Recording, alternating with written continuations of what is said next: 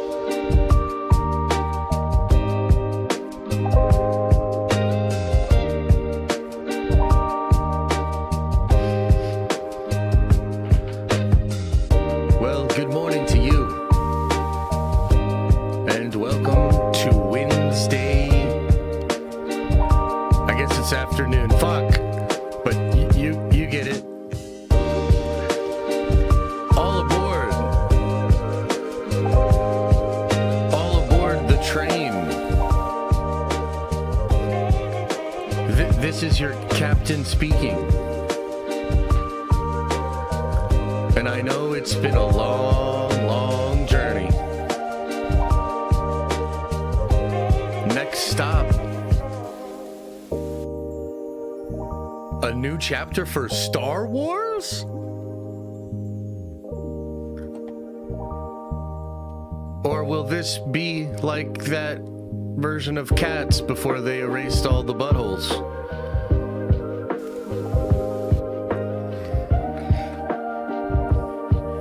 I guess we'll see.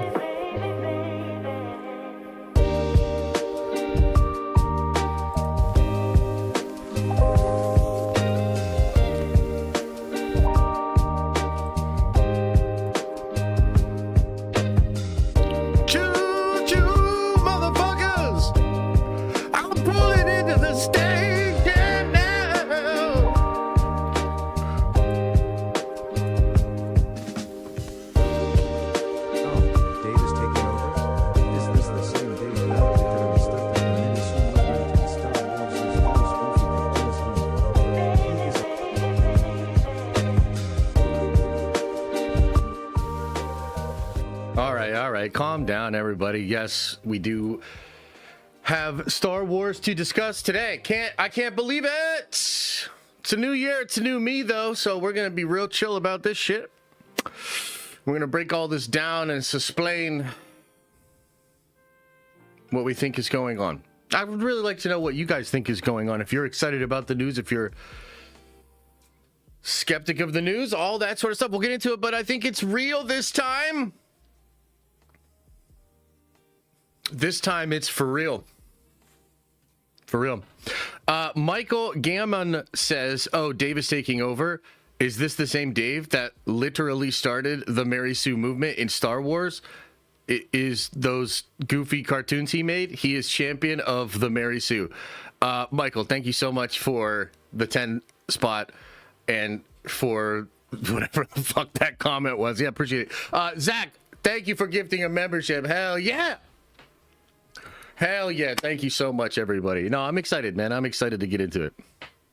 We're going to discuss it. I'll kind of explain where my head is at. Yeah, I don't know. There's good, there's bad. I have mixed feelings, but we will get into it. We'll break it all down. I wonder what you guys are feeling. How are you guys feeling about this sort of stuff? The one homie's feeling a certain way. As he said, what are you guys feeling? Are you excited about the news? Are you not excited about the news? What are your thoughts? Thoughts on the fourth trailer? I thought it was meh. Yeah, we're gonna go over that too. I have that written down in here, so we will definitely go over that. Puck News and Baloney have been wrong twice before. When were they wrong? When was Matt wrong? Because as far as I understand it, Matt was right.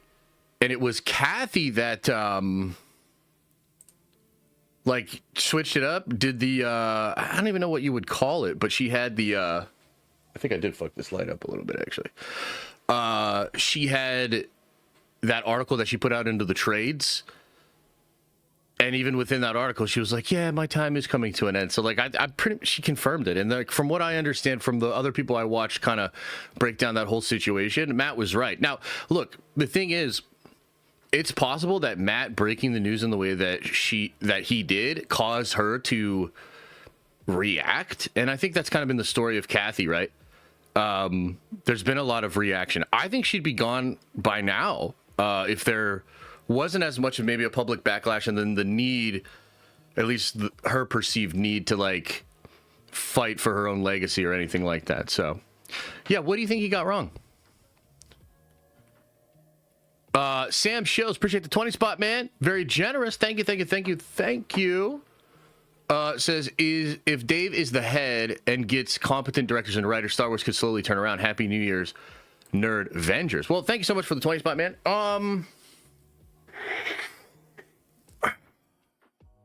Yeah, I think that's the hope. You know what's funny? As I saw a lot of people, you know, taking the news, giving their takes, breaking it down.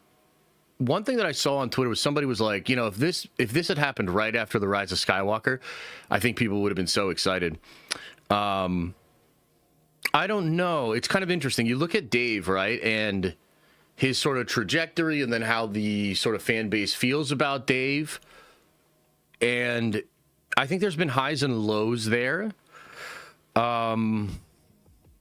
But yeah, I just don't know. Star Wars is in a very unique spot. I mean, trust me, I'm gonna fucking yap about it, dude. I'm gonna just sit here and yap about this shit for like 40 minutes. So we'll get into that in just a second.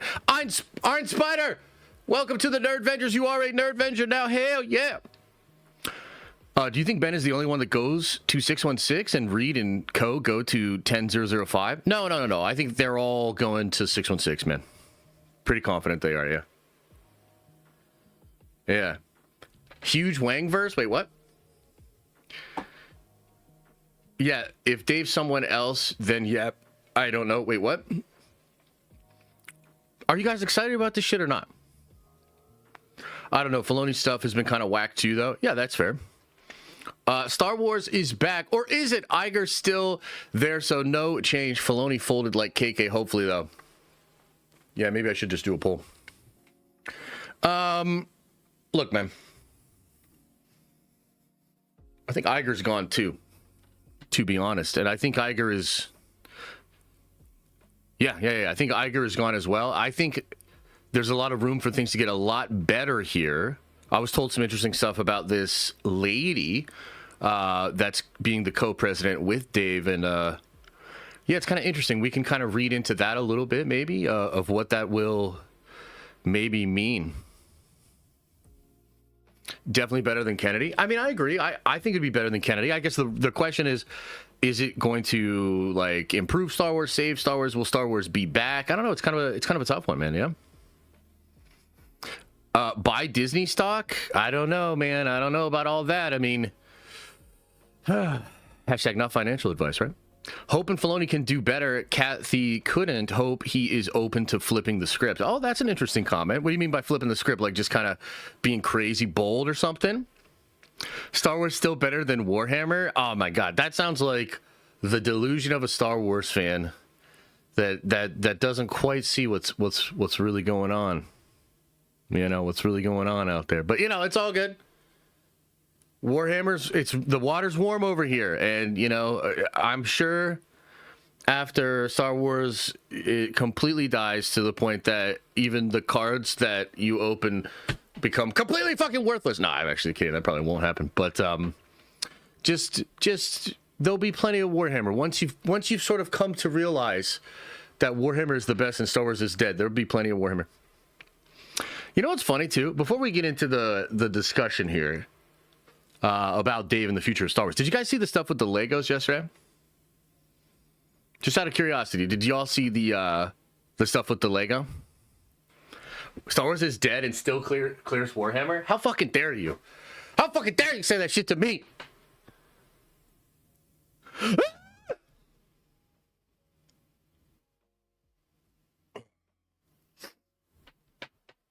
I was on acid when I saw the Darth Vader hallway scene. Okay, that's good to know. I did sad that Lego prices have gotten so high for not too many bricks.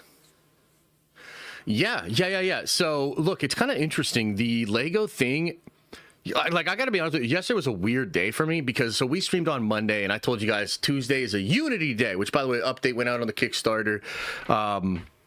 And I'm excited. I re-engaged with Unity. I re-engaged with a lot of the team members. I looked at a lot of the art. I assessed a lot of stuff. Did like hours of Unity work yesterday. It was really cool. But as that was going down, this story came out with the Dave taking over thing, and then the story of the Legos. You know, I guess it's just, I don't know if it's a story or whatever, but the Lego thing happened.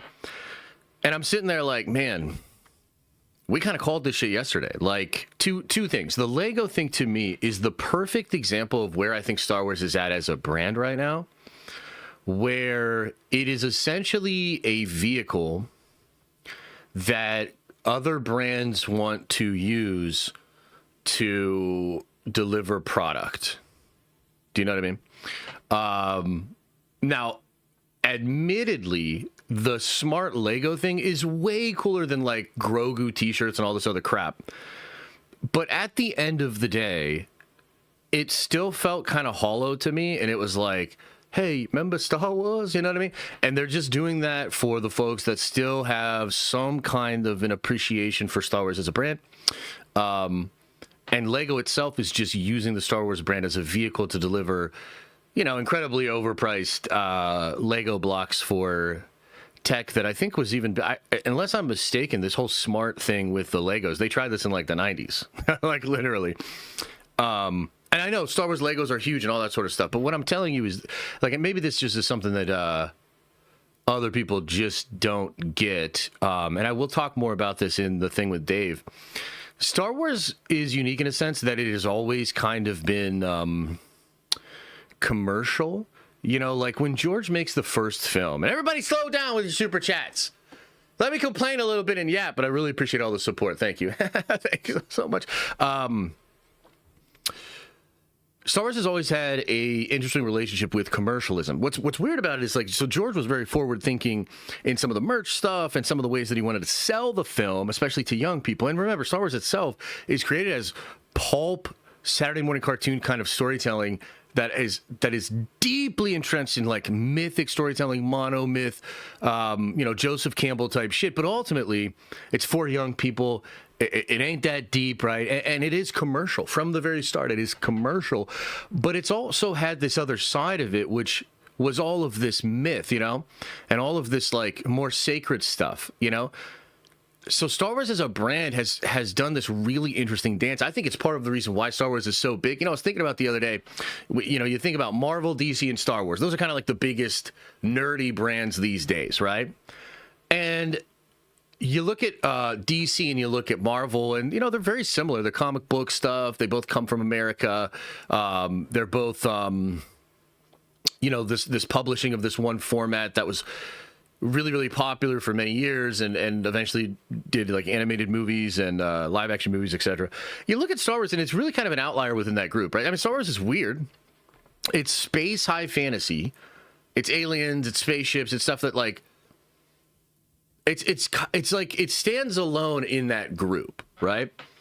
And I've always thought that one of the real parts of like the secret sauce of Star Wars was that unlike DC and unlike Marvel, there's something almost sacred about Star Wars. Star Wars is weirdly unique in that it can make a purchase that you make within Star Wars feel like more than just a purchase for a product. And, you know, whether it's May the 4th days or Star Wars Day or going to a Star Wars celebration or a Comic-Con and buying cool Star Wars merch, or maybe it's going to the Disney theme parks and then getting some exclusive Disney Star Wars this, that, second, and the third. Star Wars has always had this relationship with commercialism, but I think I think currently one of the biggest problems is that that commercialism does not also feel backed up by serious storytelling. And I don't mean serious in the sense of like adult, but I just mean like they take it seriously. And it doesn't feel balanced as mythology or like it knows what it is. Like so, you know, you get into these different discussions about like what should be in Star Wars, what should not be in Star Wars. And I'm really glad that Dave is ultimately going to mostly make that decision now, it seems, right? But one of the reasons that things don't belong in Star Wars is not because, you know, in the diegetic story world they wouldn't happen. It's not because Star Wars is not allowed to go to certain places or touch on certain topics, but it really more is that it is mythic, and therefore it needs to kind of like work as a mythological guiding story for adolescent or young people. And that framework requires like certain things to be in there and certain things to not be in there. So I feel like Star Wars has sort of lost its way spiritually. It still has all the appeal, well, maybe not all the appeal, but it still has a large part of the appeal that it once did. I think people still would tell you mostly that they know what Star Wars is. They like Star Wars generally. But what Star Wars, the problem Star Wars has right now is that it's all commercialism. It all feels corporate. It all feels agenda-y. And not enough of it feels like they respect what it is on the other side, the story for young people, the myth-making, sense-making thing that it should be. So, yeah. Anyway, Kyber Sid says, top of the morning, boyo. Josh, if you're willing, can you untime me out on my other account? There's been a mistake. I didn't do it. Yes, please add him to the list. There's other people, too, and I'll get there. My God, we'll get you out of the jail. Rossi says with a $20 holla, really appreciate it. Says Matt said first quarter of 2024 and then pushed it and said she'd be leaving in June. That was the last time, but you're right. She could have pushed it back when she released the article. And Matt said KK out by Jan 2026. Yeah, again, like it's not just like, I don't know, man. Like I get a little bit frustrated sometimes when people will say stuff like this because it's just like there's like a lack of nuance. So Bellany reported correctly. And then Kathy changed it. And then everybody's like, Bellany's wrong. So then when Bellany says today, or I guess yesterday, Kathy's out in January, it's these two people. Like people then look at Kathy reacting and say, oh, well, this isn't true. No, it is true. Now, it might not end up being what happens because she could change it again, although I don't think that's what's going to happen. But again, it's like, I don't know, man. Like, it's just a little frustrating, you know, for people to be like, oh, this scooper got this one thing wrong, so therefore discount every fucking thing they say. Like, no, that's just like, that's silly. What did they get wrong? What's the context of them getting it wrong? And if you take it a couple layers deeper, you're like, okay, so let's allow a little wiggle room, but also this person has accurate information. Like, if you're trying to tell me that Matthew Bellany doesn't have his ear to the ground and know what the fuck is going on in Hollywood, then I'm just like, what do you think is going on then? Like, what do you think is going on? You know? Yeah. All right. Anyway, let's see here. PQ414 with $100 super chat. I appreciate it, but I don't like all these big super chats, man. Just take the money you're going to give in the super chat and just cut it in half. Cut it in half next time. I know that might seem weird. You know, you're giving me money and I'm like, stop. But please stop. It's too much. It's too much. That's not even the way I really want to make money on this channel. That's not really the way I want to make money with my brand. Thank you for the support. Chill it out. Just like Topps trading cards, Marvel and Star Wars, no different than Legos. All about money, but before Marvel cards will go through the roof and Star Wars by late next year. Wait, what? Legos all about money, but before Marvel cards will go through roof and Star Wars later by next year? I have to be missing something. I gotta be missing something here. Just like Topps trading cards, Marvel and Star Wars. I don't understand. So you're talking about like maybe the secondary market, and this is like a collector's thing. Is that what you're saying there? OMGC89 says, do we get the new Kylo film now or not until Iger is gone? I only found the sequels tolerable because of him. I'd hate for the character to be a one-off. You know, I guess it's possible that what's happening now sort of paves the road for the Adam Driver movie. You know, it's interesting, like, if you notice, not just with what Adam Driver did, although I do think Adam Driver doing that is, like, significant, right? And we all kind of recognize that. That's why it made the news. Like, this is the guy. He's probably NDA'd still, et cetera, and he's just out there saying it. It is significant, but I think it also followed a pattern, right? Like there were some other people. I don't remember if it was like David Goyer or one of these other high-profile people that kind of got cornered rather by Josh Horowitz in a podcast asking about like why Lucasfilm didn't greenlight this thing, and he like kind of like rolled his eyes and he was like, "Yo, like who knows what's going on over there?" And kind of like being a little bit more open about it than you should.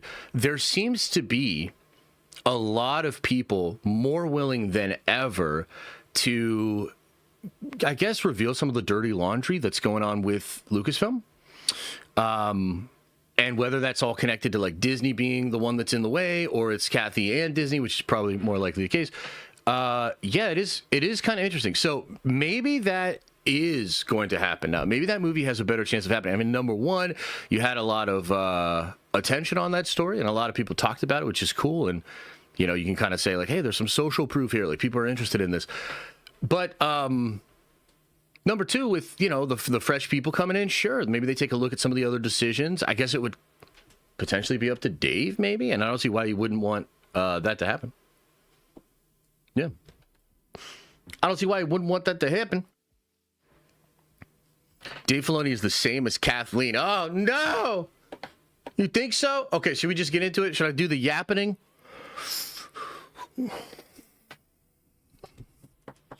Should we start the yappening? Should we start the yappening? My computer broke down suddenly. Hope this stream can be a fun distraction. I'm going to try. Can we talk about Doomsday? Yeah, we're going to talk about Doomsday. Yes. We're going to talk about Doomsday all year. A really big deal happened with Star Wars. Let's talk about Star Wars. Rossi says, it's not a shot at Matt's overall work. I'm just saying I've heard it twice before. Sorry, it's hard to articulate by text. Supers because of limit. Fair. Yeah, and it's, look, at the end of the day, maybe it's right to say, and I don't know, maybe to be honest with you, Rossi, like, I didn't sleep super well, like, I'm a little bit off today or whatever, but, like, it just feels like there's a better way to make that point. You know, if you say, Matt's been wrong twice before, then it's kind of like, you know, it's like, it's hard for me to look outside of what you're actually presenting. But if you were to say like, well, I don't know, the other reports that Matt had didn't turn out, and she's possibly going to read this one and delay this even further, or like maybe she sticks around, like, you know, maybe that'd be different. Ultimately, though, I believe this report. In fact, fuck it, man. Let's just get into the report. Let's get into this, and let me explain it. Let's explain it. Let's explain what's going on here. Let's get into this. Let me pause this music that none of us can hear. Let me take a sip of coffee. Everybody be good. You guys are like my kids today. I'm just like, hey, be good. Listen to your mother. Listen to your mother. Okay. So, potentially a brand new day for Star Wars, and what was going to happen eventually, what had been reported many different times throughout the years, seems to be finally coming true. And yes, she is gone. She gone, according to the reports. Matthew Bellany over at Puck News dropped a pretty big exclusive yesterday on his newsletter. And it said in that newsletter that Dave Filoni and Brennan will reportedly replace Kathleen Kennedy as the co-presidents of Lucasfilm.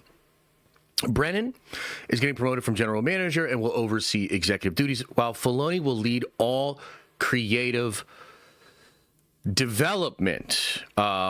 Yeah, so really interesting. Now, the specificity of this, or like, why is this a thing? Because again, like, this happened last year. This happened the year before. I think even like all the way back to like 2020, maybe even 2021, maybe every goddamn year of our lives, we have had reports that Kathleen Kennedy will be retiring. Now, the thing about this particular report is it follows up on a report that Matt did last year that made major waves. This was actually, it was weird, man. It was like one of the first weeks we sort of came back to Nerd Theory.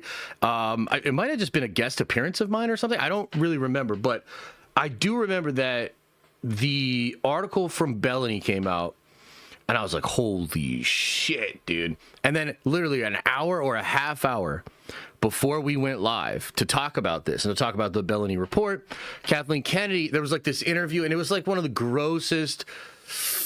It was like a really gross interview. It was like completely a reaction to the report from Bellany, and the guy that did the interview was such a fucking shill. It was incredible. And there were quotes in that article where Kathy's like, "I'll die making movies." Do you remember that one? And then there was a quote where Kathy basically had talked about how even if she stopped, even if she stepped down, she would kind of hover around Dave Filoni and make sure everything was okay, in so many words. But in the rebuttal to Kathy's rebuttal, what Bellany had said was like, look, man, I don't care. This guy sucks ass. It's funny what Bellany, I think he said something like, the writer of that article he's never known an executive's asshole that he wasn't willing to crawl up. You know what I mean? Like scathing words from Bellany because of the behavior from the other journalists. I thought it was interesting.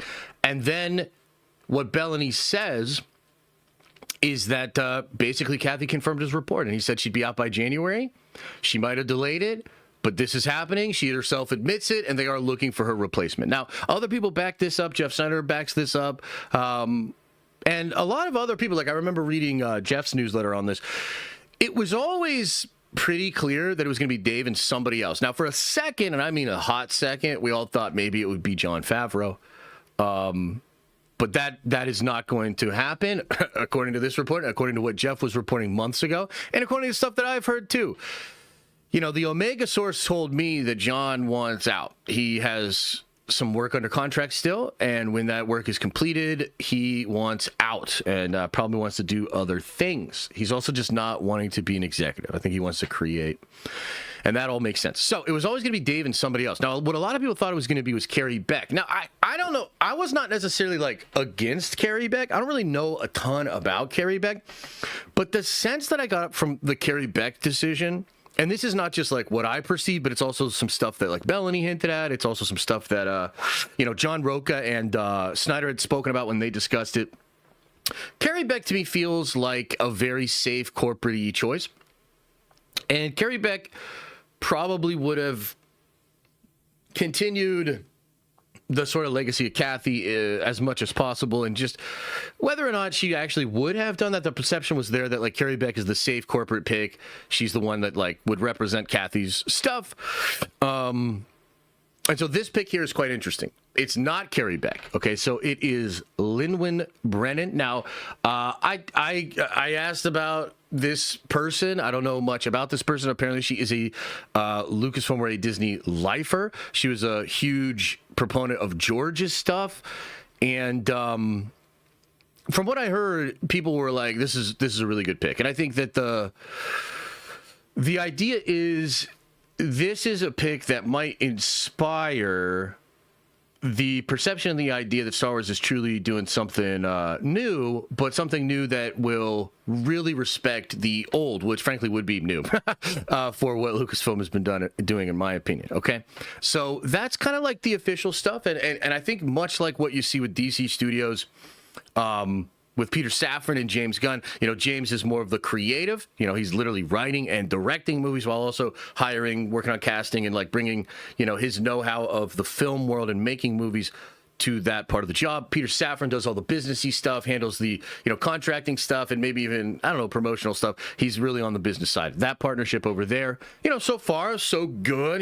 We've talked a lot about DC up and down, but overall, I think the structure is generally working, and it looks like that's what Disney wants to replicate here. Now, Dave himself was already CCO. So he was already, like, a lot of creative already went through him. And in my opinion, and I sort of said this years ago when he got that gig, because he got that gig quietly. I don't know if you guys remember this. They didn't make an announcement. It was updated on the Lucasfilm website, and then people found out about it, and they were like, Dave Filoni got the CCO job, and yeah, so they didn't really even broadcast that. But what I always thought was going on was he was on a track. And, getting CCO a couple of years ago and being really in charge of creative and being front-facing more on the different stages and whatnot, this all seemed to be preparing Dave for this role. And so he will be doing what he has been doing but he will ultimately have now more power than ever. And, you know, I really do wonder if anybody could even overrule him. You know, there's, of course, maybe like budgetary things and things that Brennan would maybe have purview over. But as far as like what is greenlit, what is not, how is the general direction of Star Wars handled, I think Dave now enters a position where nobody will be able to tell him no. That's pretty interesting. That's pretty wild, okay? And so that's like all the generalities of what is going on. Now, according to Bellany, this is going to happen within a couple of weeks. An announcement will be made in just a couple of weeks here, and they will get this show on the road, so to speak. Now, as some people pointed out in chat, maybe Kathy delays it again because she's super mad about Bellany. I don't know. But that's what the reports are. The reports are saying that this is happening like within the next few weeks. So it's realer than ever. We have actual names. We know how it's generally going to work. It seems like it's real, and it's wild because we just talked about this yesterday on stream. I don't know, Monday on stream when doing the predictions for 2026 for Star Wars, and I said this was very possible and is maybe one of the good things they have going on. So, with all of that being said, the natural next question, and this is what everybody's been arguing about in chat, this is what everybody's been arguing about online. Will this change Star Wars? Is this a change that will help Star Wars? Is this what Star Wars needs right now? And I guess we could talk about the good and the bad. And look, I'll just say it like this, because I think I always, you know, I tend to come to these things from the lensing of like, you know, what do I think as a fan about what's happening? Man, there was times in the past couple of years that I was so ready for Dave to take over. And there were times in the past couple of years where I really thought, oh man, if it's Dave and John, or, you know, even if it's Dave or whatever, Star Wars is going to turn it around. It's going to be absolutely incredible. And I'm not there anymore. I think Star Wars legitimately might be too broken. Okay. And one of the sort of reasons that I believe this is I saw a lot of takes from the general Star Wars fans, just that, you know, are online. And a lot of people call this a safe pick. Okay? And I think the logic for people that are calling this a safe pick or whatever here is that Dave is going to do Dave Star Wars. And it's going to have cameos. It's going to have callbacks. It's going to have lightsabers. It's going to have the Force. It's going to have all that sort of stuff, right? And many people that either liked maybe Andor, I think is probably the most liked one that is not like Dave stuff, or people that liked maybe Skeleton Crew, or even liked Visions, or, you know, there's these rumors of like this Star Wars horror movie or show, and people are maybe interested in that. I think Star Wars got to a point where there are literally some fans right now that don't want Star Wars to be Dave stuff because he will just do George Lucas Star Wars, and they're kind of like over it. And that is sad, dude. Like, that is crazy. Like, it's actually wild that we have arrived at that place. And, you know, I kind of tried to warn that this was happening. And one of the reasons I absolutely hate Andor and I completely reject it as Star Wars, despite it being competently made and being a popular series that satisfied a lot of fans, is actually for this very reason. In my opinion, what Kathleen Kennedy and what Lucasfilm did with the Star Wars brand was kind of fumble trying to do George Star Wars so badly that they felt the need to go outside of that to try to reinvigorate the brand, right? And so part of like why I get so butthurt about Andor is because now the literal guy that studied under the feet of George Lucas, like the Chosen One, the Apprentice, this guy's going to come out here and he's going to do what I frankly think Lucasfilm should have been doing more consistently for, I don't know, the whole time they had the IP. And there are literally going to be people out there that are like, that's boring. That's safe. I don't like that. Let's do like something like Andor. And I don't know. I don't know what you do in that situation. Okay. And then on top of that, right, there's a lot of people, as the one guy super chatted earlier on in the show, there's a lot of people that view Dave as just more of Kathy. And to be honest with you, this guy rode with Kathy so hard. I think this guy really likes Kathy. I think Kathy did a lot for his career, and so I totally understand that. But the other thing is, a lot of the fans really don't like Kathy, and a lot of that's probably unfair. You know, we've sort of broken down why a lot of that was Bob Iger and not Kathy, but it doesn't really matter, man. The reality is people blame Kathy. Kathy, and it's not just Kathy, but it's really Disney Star Wars. Star Wars, what it is, under Disney, has such a bad reputation, and so many people kind of reject it or roll their eyes at it. And so even amongst the people that are still riding with Star Wars, that have been riding with Star Wars over the past 3 to 4 years, there's a majority, or I don't know if it's a majority, but there's a large portion of them that won't even appreciate Dave going back and doing proper Star Wars. They literally won't even be able to appreciate it.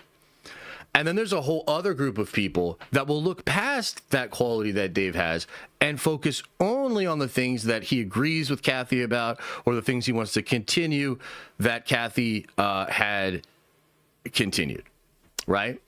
And so I think, basically, if this had happened years ago, before Andor, and maybe before some of these other projects, and certainly before Star Wars just did a whole bunch of bullshit, I think this news would have been met with more excitement from at least the more hardcore fans.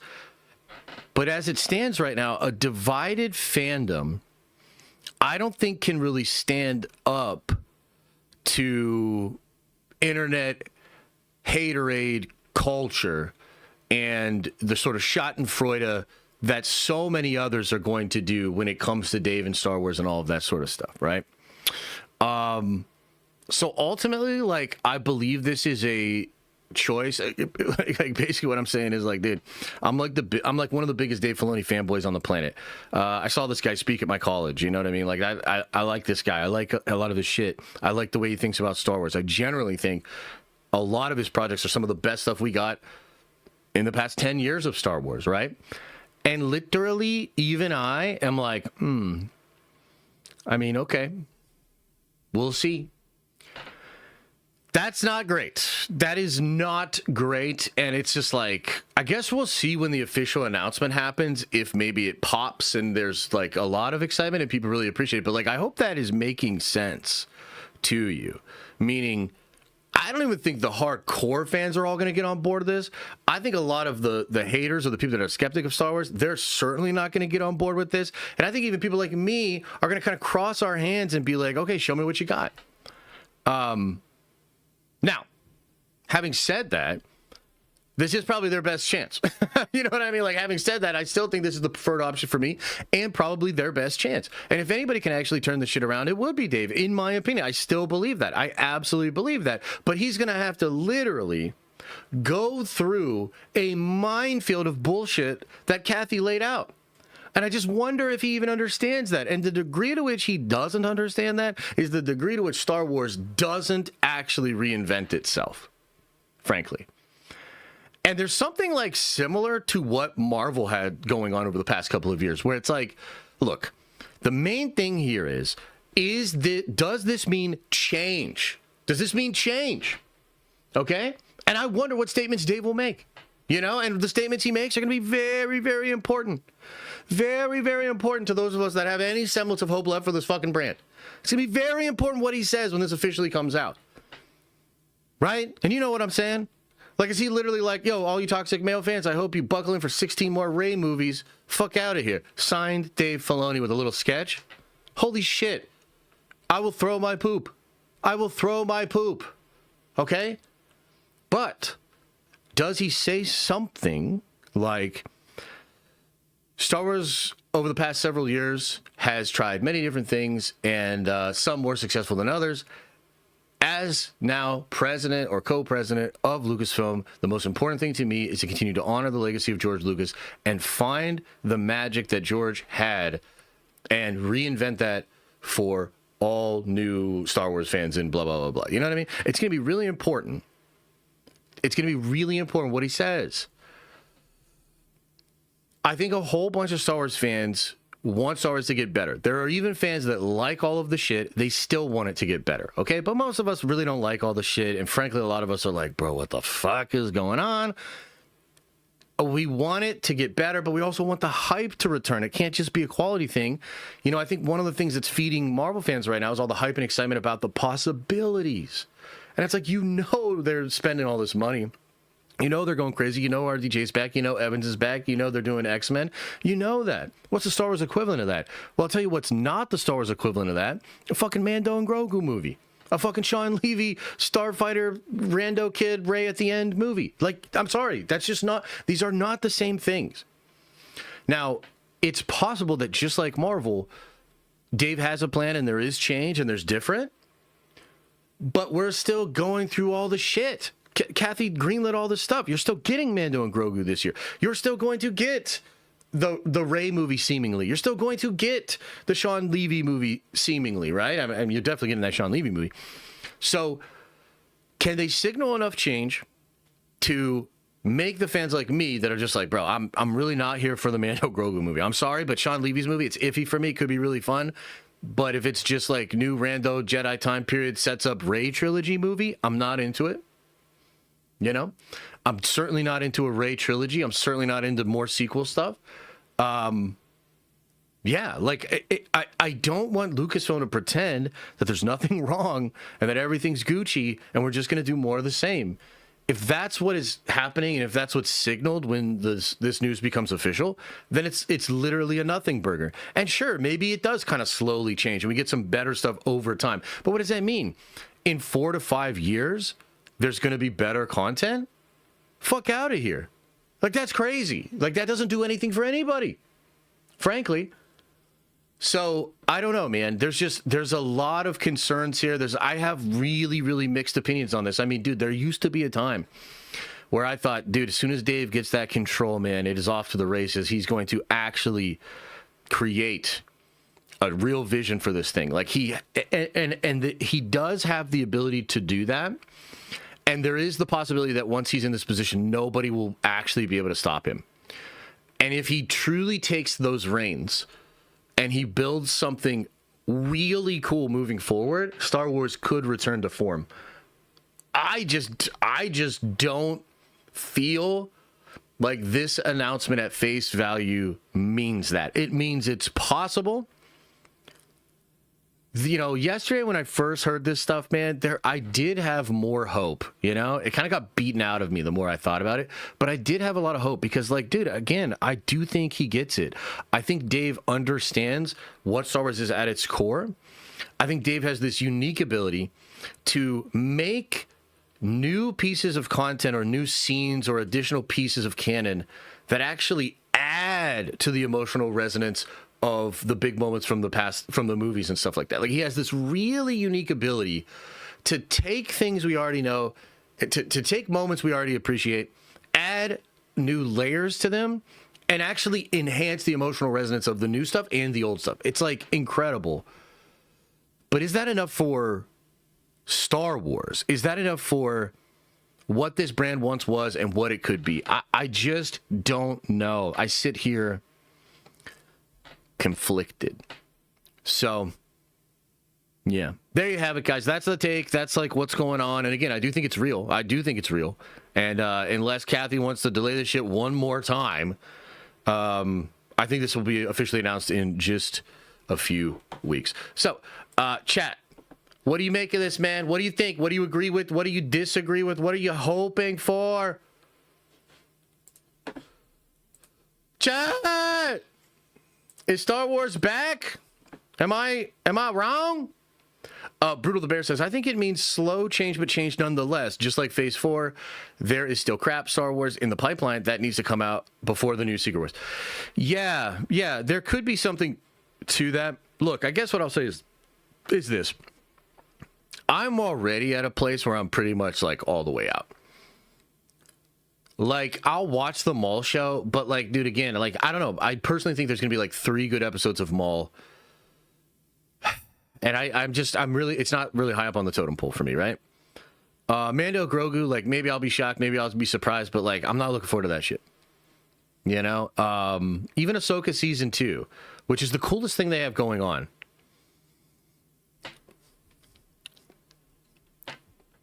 I don't know, man. I don't know. What is their Secret Wars? Like, what is their big hype thing? How do they fix this problem? I mean, you got to be bold, man. Like, are they going to have the ability to be bold? Is Dave going to, take the whole brand to Old Republic or take the whole brand 1,000 years in the future? Because it kind of feels like Dave's like, no, we're just going to keep doing it. We're just keep doing Star Wars. This is the game plan. This is how we make Star Wars. We're going to keep doing that. Because if that's what it is, then it's like, fine. I'll watch the occasional thing. I'll remember what it used to be. I'll probably still get a lot of fucking Star Wars merch for Christmas, even though I don't want it. And Star Wars will just exist and persist in that way. I don't want that. I want Star Wars to, like, reclaim its spot as actual modern mythology, like its place in the zeitgeist. Put some respect on its fucking name. That's what I want. And I just... I don't know. Josh said KK going on the 5th January. Hold this L. I don't know what that means. Thank you for the money, though. Let's see what else is going on here. Okay, I think that's probably getting caught up there.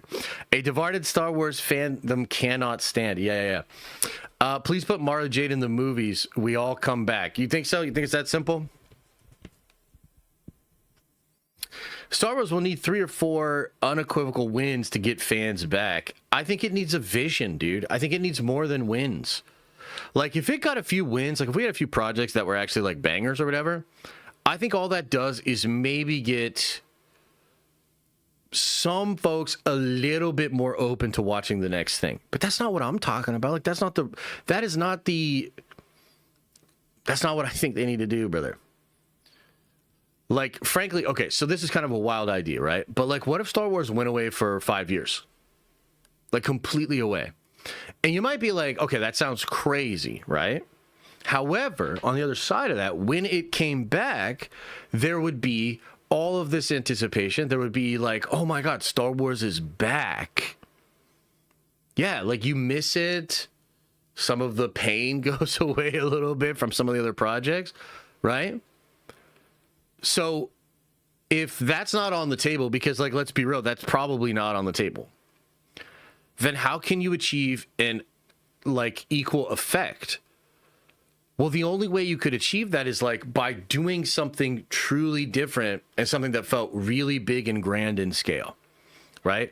Where, like, it really is a little bit like Doomsday, where, look, Marvel was kind of like workshopping, because I remember, was it 2024? They delay Cap out of that year completely, and they bring Deadpool Wolverine in. It's the only movie they had that year, right? And as they were going on in that year, what they're really doing is, like, planning Doomsday and working on the other 3 films to release in 2025, right? And look, as those films are releasing, you know, Brave New World is terrible. Thunderbolts is really good but underperforms. Fantastic Four is really good but underperforms. But then something different happens. A 7-month delay of Doomsday and Secret Wars, okay? And the more that it went on with Doomsday and Secret Wars, the more it became clear that this is different. This isn't your Fantastic Four movie, which was one of the cheapest movies they ever made, that shot and barely had reshoots and was right on schedule. This isn't Thunderbolts, which also was a pretty good shoot. This isn't Brave New World, where it was, like, totally fucked and completely ripped apart, right? This was something different. This was like 60, 70 plus characters. This was RDJ back. This is Evans back. This is the X-Men back. Like, this is inherently different. And it's so big and grand in concept, that it inherently brings with it this idea of, like, okay, this is separate from what has come before. This is now different. So now we have a new conversation about this thing and all the excitement and all the buildup and all the things that could be happening with this thing, right? In a sense, it's almost like Marvel did take a little bit of a break, right? And it's like, okay, that's working. Doomsday obviously has to follow through. It has to be a fun movie. It has to be decent enough to like get people to say it's not bad, and it also has to be spectacle enough to get a whole bunch of people to go see it. Okay, and I think it's on track to do that. You know, we'll see how it all shakes out, but it's on track to do that. What is Star Wars' version of that? Because again, I don't think it's taking a 5-year break. So what's the Star Wars equivalent of that, right?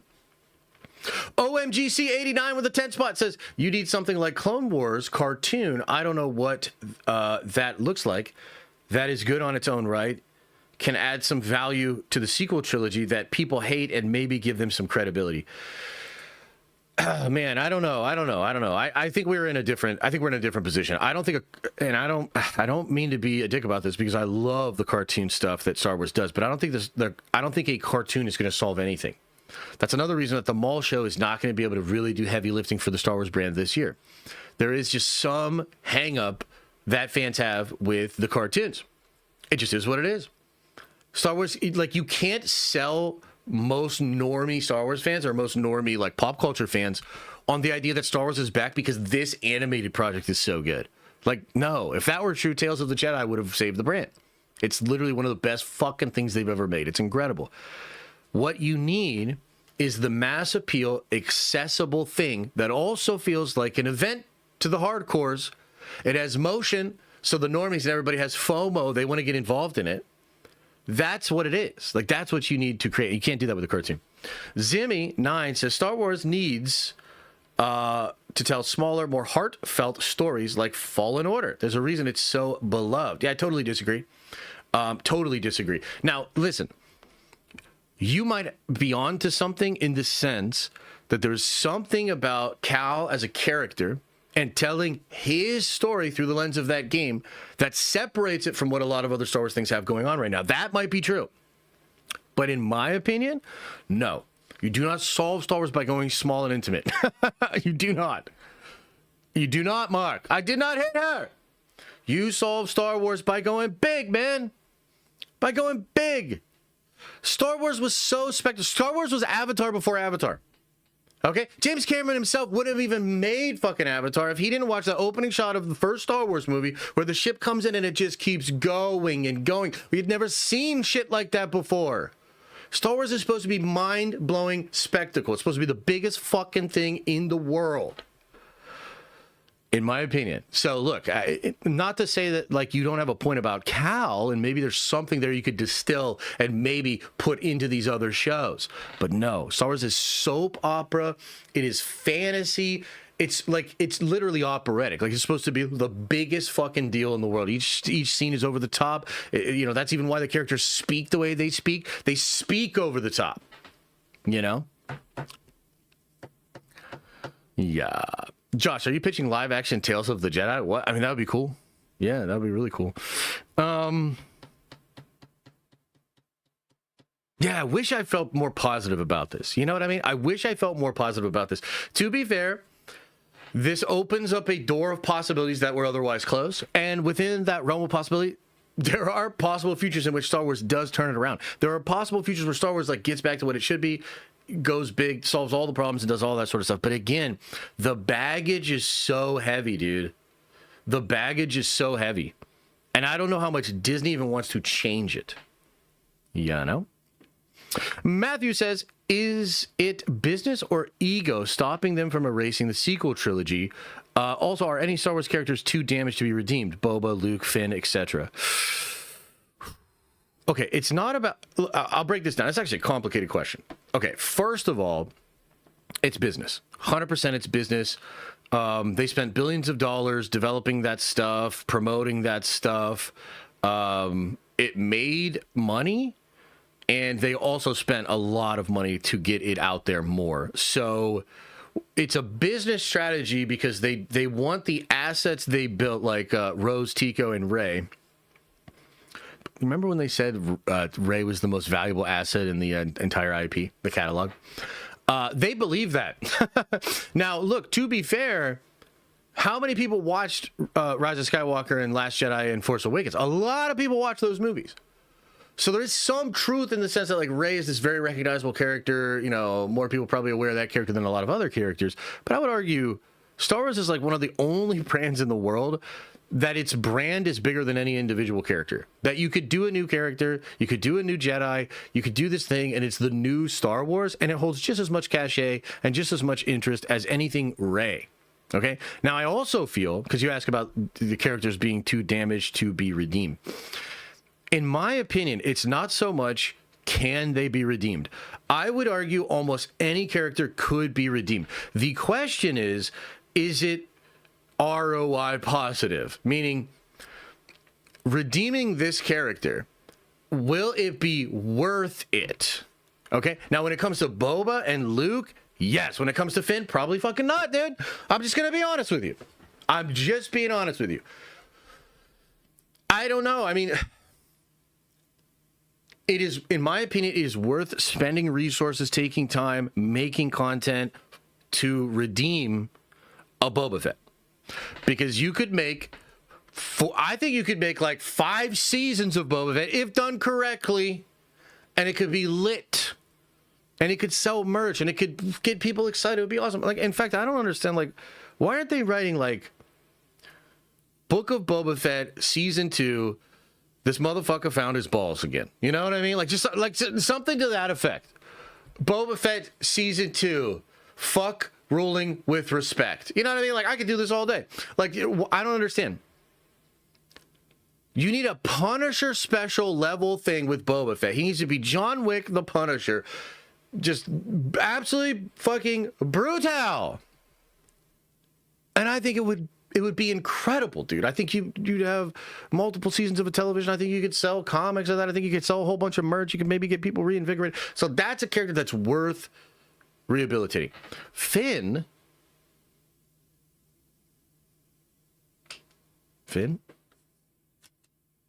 Rey? I think this is actually the exact reason that you don't make more sequel trilogy content. Because sure, you could redeem them. But what is the ROI of redeeming those characters? I don't think it's very good. I don't think it makes sense to spend a lot of time, money, and energy rehabilitating those characters when you could rehabilitate other characters that would get you way more sales, hype, just motion in the fandom. And not to mention that, like, I think you could create new characters that could easily eclipse the popularity of these sequel trilogy characters. Like, as one example, okay? And goddamn, yo got me yapping on this shit, but just hear me out on this, okay? Do you guys remember the Eclipse trailer? The Star Wars Eclipse trailer? Imagine the Eclipse trailer was a live-action trailer, okay? And then imagine, like, 6 months after that trailer, we got an article on StarWars.com that gave us the profile of some of the characters that were in that trailer. Like, dude, I'm telling you, people would start, because I know Star Wars fans, this is what they do. This is how they would do. They would start, like, looking at these characters and be like, yo, this character's kind of like this. Oh, shit, this is really fun.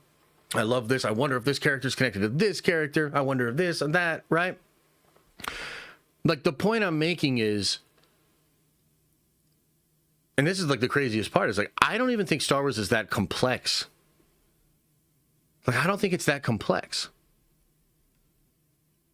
I don't even think it's hard to do. It's hard to go from where Disney is currently at to where it should be, and then maybe even have that work. That seems next to impossible now, but that's because of all the bullshit they did. But just in general, like, getting Star Wars right, I don't even think it's complicated. So just do the right Star Wars, make it dope as fuck, and I do think people would be interested in it and resonate with those characters way more than the sequel trilogy characters. There's so much baggage with the sequel trilogy characters, dude. So much baggage. All right, a couple other supers here. Let me get into this. What do you think if they had a pivot into live-action Old Republic saga? Do you think that could pop off? I do. I don't think they're going to do that, but I actually think that's a potential for them, because it's like, it could be an initiative, dude. You could do this brand wide. Like, imagine if they were like, for the next 5 years, everything Star Wars, every comic book, every show, every movie, every animated project, everything Star Wars is going to be taking place in the Old Republic era, and you're going to learn so much stuff, meet so many cool characters, and it's going to lead into this thing. Or go 1,000 years in the future and say, you know what? It's a new Old Republic. I don't even know how that would work. The new old new, almost like a long time ago in a galaxy far, far away kind of shit. Like, I think you could do that. I think you could do it, but it'd have to be bold, man. Nate says, already took a break, didn't work. Grogu is Yoda. World Between Worlds makes possible. New characters, not the way to go. Use existing characters. Okay, interesting take there. Braden says, people also forget the sequels are forever ingrained in their theme parks. Those movies will always be around. Theme parks are Disney's biggest moneymakers. Yeah, no, I definitely think this. They're not going to retcon the sequels, but that does not mean they have to continue to use resources to try to act like the sequels aren't the worst fucking trilogy ever made within the Star Wars franchise, and people are not fucking with that timeline. Like, isn't that fair as well? The Real Dark Boyd says, announcing that the sequels are not canon and making George's treatment into movies would fix Star Wars overnight. They would never let that happen, but it could be so easy. Those executives are just stupid. I don't even think that would work, dude. Like, I legitimately don't think that would work. And it's part of why I think Star Wars is so cooked. Because there would be legitimately people mad at that. Right? Like, there would be people that would reject that. There would be people that would say that's crazy. You know? You don't have to do that, but you do have to do something. You know? I can't believe we've been yapping about that for 40 goddamn minutes. I said we would, too. I said we would for 40 minutes. I just can't believe we actually did it for 40 minutes.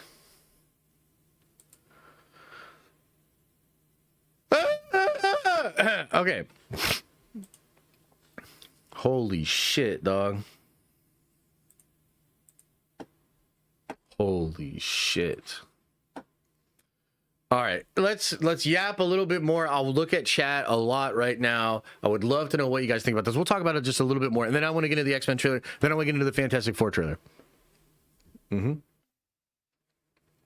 I dipped and watched your main channel vid. Oh shit. Okay, nice. Yeah, I like that vid.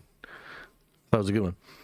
You missed my member chat at the start of the stream. Okay, Jar Jar. All right, Jar Jar.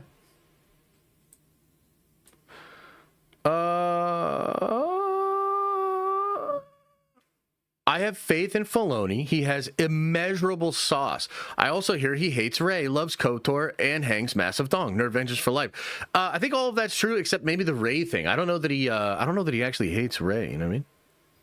But appreciate it. Appreciate the love, man. Thank you. Doomsday talk, please. We're going to get there. Just let the Star Wars fans just whinge just a little bit more. That's the best we can do these days is just whinge. Not to derail, but the new Warhammer cinematic at the end. There's a new cinematic? Is it for 500 Worlds? The fuck? I sent you 2 super chats before Star Wars. Okay, let me find those. Okay, yeah, I see here. 10 Spot Brother, thank you so much. Says, hey, I know I usually just post questions here, but I wanted to say thank you so much for being our den leader. Watching all your theories about every franchise. Keep up the amazing work. Thank you, brother. Really appreciate that. And says, maybe a cool video idea. We do a tier list of the loudest theater pops for the MCU, starting with Cap lifting Mjolnir's hand, or lifting Mjolnir, S+. That's actually a fun one. Yeah, that would be great. That would be great. I really appreciate the support. Nah, man, I mean, look, I'm a little bit off today, man. I'm a little frustrated. I wish I was in a better mood. I tried not to go too hard on Star Wars. I just got to call it like I see it, man. You know, it's a damn shame to be where we're at right now. And look, to be real with you,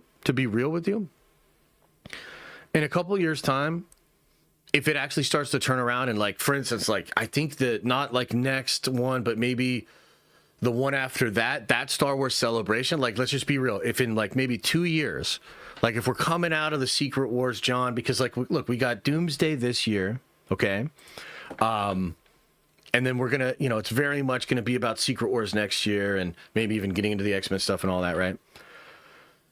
If that year Dave Filoni is fully in charge and we have a Star Wars Celebration and he lays out some kind of plan and I'm like, damn, that sounds cool. I'll get excited, you know? I'll be excited. You know, another thing too, You know, I was sort of tweeting about this. There's a lot of question on whether or not Ahsoka's coming out this year. So apparently, there was some documentation that came out which Ahsoka was left off of for official release. However, UK accounts for Disney Plus say still that it's coming out in 2026. Now, the truth is we don't really know what that means. One of those documents is wrong. I tend to think the UK thing at Disney Plus is probably wrong. And I tend to think that this thing's coming out in 2027. But it might be coming out in 2027 because Dave is getting this gig and there's so much going on. And maybe he's delayed finishing that show, which I think would be post-production and reshoots. He's already shot principal. But it may also be the case that he is delayed this thing so that he will now have basically complete creative control over this project in a way that he has never had before. Because even under Ahsoka, the first season of Ahsoka, I was told part of the reason the ending sucked ass was not Dave's fault, but like either Disney or Lucasfilm took some stuff out of the ending, really forced it to just happen to get to the next season because they wanted to do all the story in the next season. Yeah, so I was told that, like, you know, and it's not uncommon, you know, the corporation's like, hey, are you really going to take all that time? This looks good enough. We need this date, etc. Like, that's a very suit thing. But, you know, you could imagine if Dave is like the co-president, he's going to be like, nah, dog, like, we're going to take all the time we need with my shit. Like, fuck out of here. So, I don't know. I'm not saying that's what it is, but I would really appreciate that. I mean, Dave becomes co-president, lays out some new things, and then delivers an absolute banger of an Ahsoka season 2. Hell yeah. That would be great. I just, like, don't know, guys, you know? Like, I just don't know. I'm still sad and need a hug. Rossi, oh, I'm sorry, buddy. Yeah.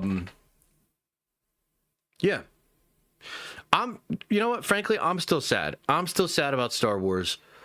It's not really fun to talk about Star Wars. Don't have a lot of hope when it comes to Star Wars. You know, and part of the reason, too, is like I'm right about Andor. And it sucks that, I'm really bitter about them making that show. Because it's like, you hire Tony Gilroy, you spend $700 million, and you don't let Dave mess with it at all. Like, dude, you're definitely going to get some competently shot stuff that is set in the Star Wars universe. It ain't Star Wars to me, but, like, of course, you spent $700 million and got, like, really talented people to shoot this thing. But to me, all that amounts to is spending the better part of $1 billion on some shit that is not even aligned with what the brand vision for Star Wars is or should be. And all it has amounted to is division. And there's so much right now out there in the fandom that's basically like Andor versus Ahsoka. I'm sure you've seen it. I've seen it. Andor versus Ahsoka. What a stupid fucking problem to have for your brand. Right? A problem that could have easily been avoided.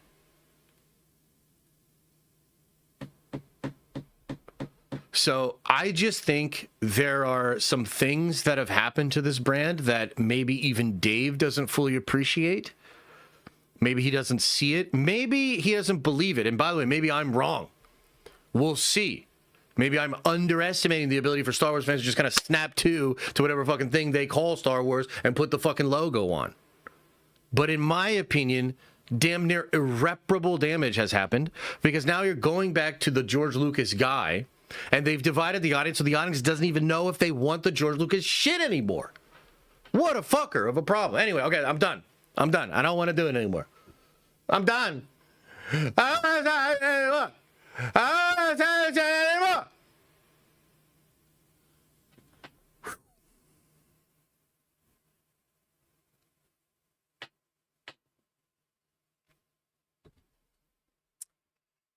Yeah.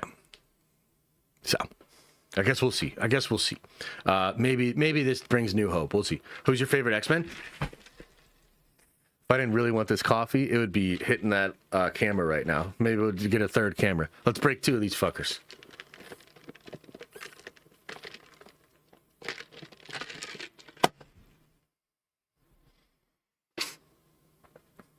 Okay.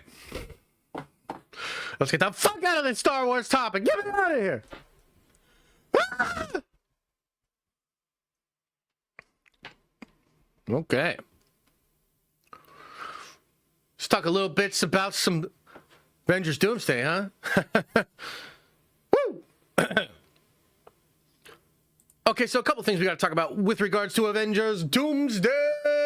Number 1. The X-Men trailer has officially been revealed online. Man, this thing's good. Oh, man. Oh, man. The question is, who will you be when you close your eyes?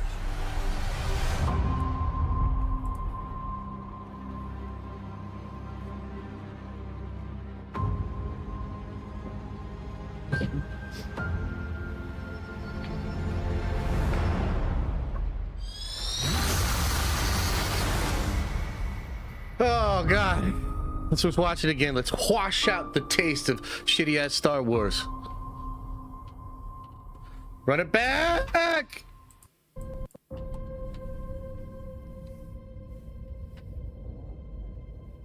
I mean, it looks good. It's obviously got shit on the floor. It's broke, but look, it just looks so damn good. You know, a lot of people have pointed out, who is the lady? Who is the DP on this? You know what I mean? Like, I've seen the name.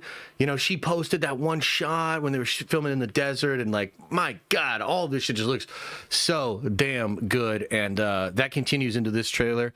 I mean, look at the like coloration on the floor with like the blues and the oranges, and then the stained glass. It's awesome, man. The atmosphere, the particles. It's really, really cool.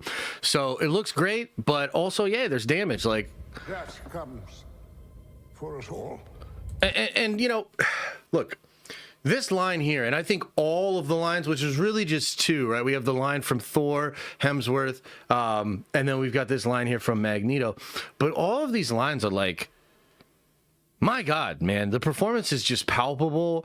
There's real emotion coming through here, and it's impressive. It's impressive stuff. I mean, I would say, other than the 4th trailer, which we'll talk about in a little bit, I would say certainly the 2nd and 3rd trailer are damn near hater-proof. The first one doesn't have dialogue, and it kind of looks like a Viagra commercial, so there's a little room for criticism there. But the last 2 trailers, you know, the Thor trailer and this trailer here, you're getting like some of the best performances that these incredible actors have given in these iconic roles ever. Like, that is maybe the best line I've ever heard Hemsworth's Thor deliver in that first trailer. And it's like, holy shit, they're trying to let you know right away that, like, yes, Doomsday is spectacle, but there's real emotion here. There's powerful performance. There's stuff here that is moving. That carries over into this trailer too. Ian McKellen's dialogue here is just, it's like, I mean, he looks old as shit. You know, no disrespect to him, but, you know, we're going to show the 4K shots in a second here. It's old as shit. And yet, what is the one thing that these old heads can do, right? Deliver with gravitas. Truly. I mean, you look at Logan in Deadpool and Wolverine, he has those 2 scenes where Hugh Jackman just kind of fucking reminds you why he is that guy, how much he knows this character. And those 2 scenes are like really important. I think they add an element to the movie that otherwise would just be total popcorn, just total fluff, you know, pure spectacle and goofiness. Jackman grounds that shit. And I think the same thing of McKellen's delivery here. This is incredible dialogue delivered with gravitas, and just a palpable love of the character is coming through. And it's incredible. And it's obviously over the top of these beautiful visuals here. I mean, these shots are just so cool. You know, it's looking busted up, but you still see obviously the form of the whole thing. It really just reminds me, and I said this when this trailer leaked, right? But the one thing that this really reminds me is, like, first day of filming, the first thing they posted, and I think the Russo brothers posted this, was Dr. Doom's chair, Victor Von Doom's chair, to be called to actually like perform, right? I think he'd probably be first on the call sheet. And it was internal shots of the X Mansion. So I remember that shot. It was the chair, and we look past the chair, and we look at the background, we're like, dude, it's the same as the fucking X Mansion. Oh my God. So what does that mean? That means the very first day of principal photography, they're filming shit with the X-Men and with Victor Von Doom inside this mansion, in this set. And the atmosphere that's created just from this teaser is like, I can't wait to fucking see that shit. Oh my God. I can't wait to see Dr. Doom putting all these motherfuckers in their place. Or, you know, having a nice conversation with them. Look at that glow. What is that glow? That's all I know. Looks like maybe some Sentinels putting a light in there, huh? The question is... This is on the outside of the school, except not no mo. Somebody ripped that shit off. Somebody threw it onto the floor, or maybe it just ended up that way after the destruction. But what a visual statement. Are you prepared? And you also have that light going over that too. Hey, here's something interesting that you can kind of see in 4K here. You can actually see like bullet holes. Like actual bullet holes on the bookcase and in here, you know? So one must wonder, is this like some Bucky Barnes, you know? Is this some, I don't know. Die. The question is, who will you be when you close your eyes? This shot is crazy, dude. Like of the king floating here and everything. And, you know, I did a video on the main channel today, but it's just cool, right? The chess games, how many different times this has shown up between Charles and Magneto. Them consoling each other. And yes, Magneto looks old as fick. Now, I wonder here if this is him actually in that room with him, or this is some kind of mental projection thing.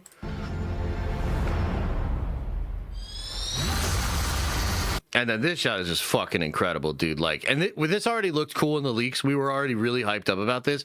But seeing this shit in 4K, look at all the fucking particles. Look at the depth of this shot. It's incredible.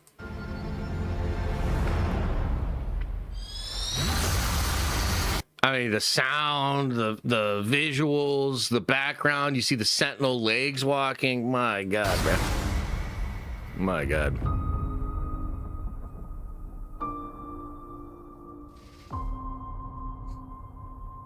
Yeah. So, really cool trailer, obviously, and getting it online just kind of gives you a better look at what we were all talking about last week when this trailer came out. Now, the thing is, man, this X-Men trailer was so hyped that it kind of like shit on the hype for the Thor trailer. And to be honest with you, it has kind of shat upon the hype for the fourth trailer, which also leaked. And we can talk about that because it's not that great. Okay, it's not that great. Now, I'm not going to show you any of the images there. Of that'll be coming out in theaters this Thursday and will probably release next Tuesday, right? But you're getting that fourth trailer, which shows a couple of different things. It shows Shuri and M'Baku. It shows Namor, which, dude, Namor looks incredible. Namor looks absolutely incredible. And it continues to show me this, like, Russo thing. We've talked about this a lot, but I just feel like the Russos, they are able to use visual language, costuming, design. They're able to do stuff that feels more right for the characters.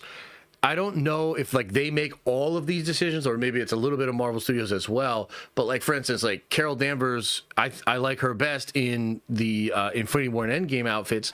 Black Panther, I liked a lot better in Civil War than I did in the actual Black Panther movie. And then in Avengers, of course, he's better.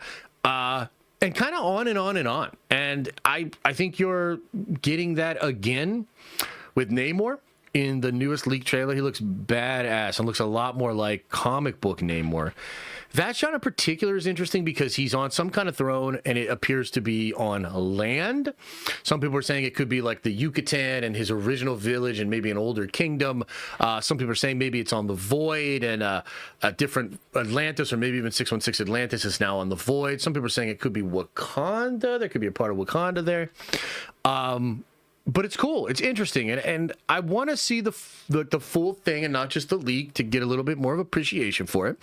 But it kind of ends, and there's dialogue from Shuri, right? And this is the hang-up for a lot of people: is it's Shuri, Black Panther, and she's given some dialogue about a king, and a king has his duties to prepare his people for the afterlife, and then I have mine, and then it's M'Baku being introduced to Ben Grimm.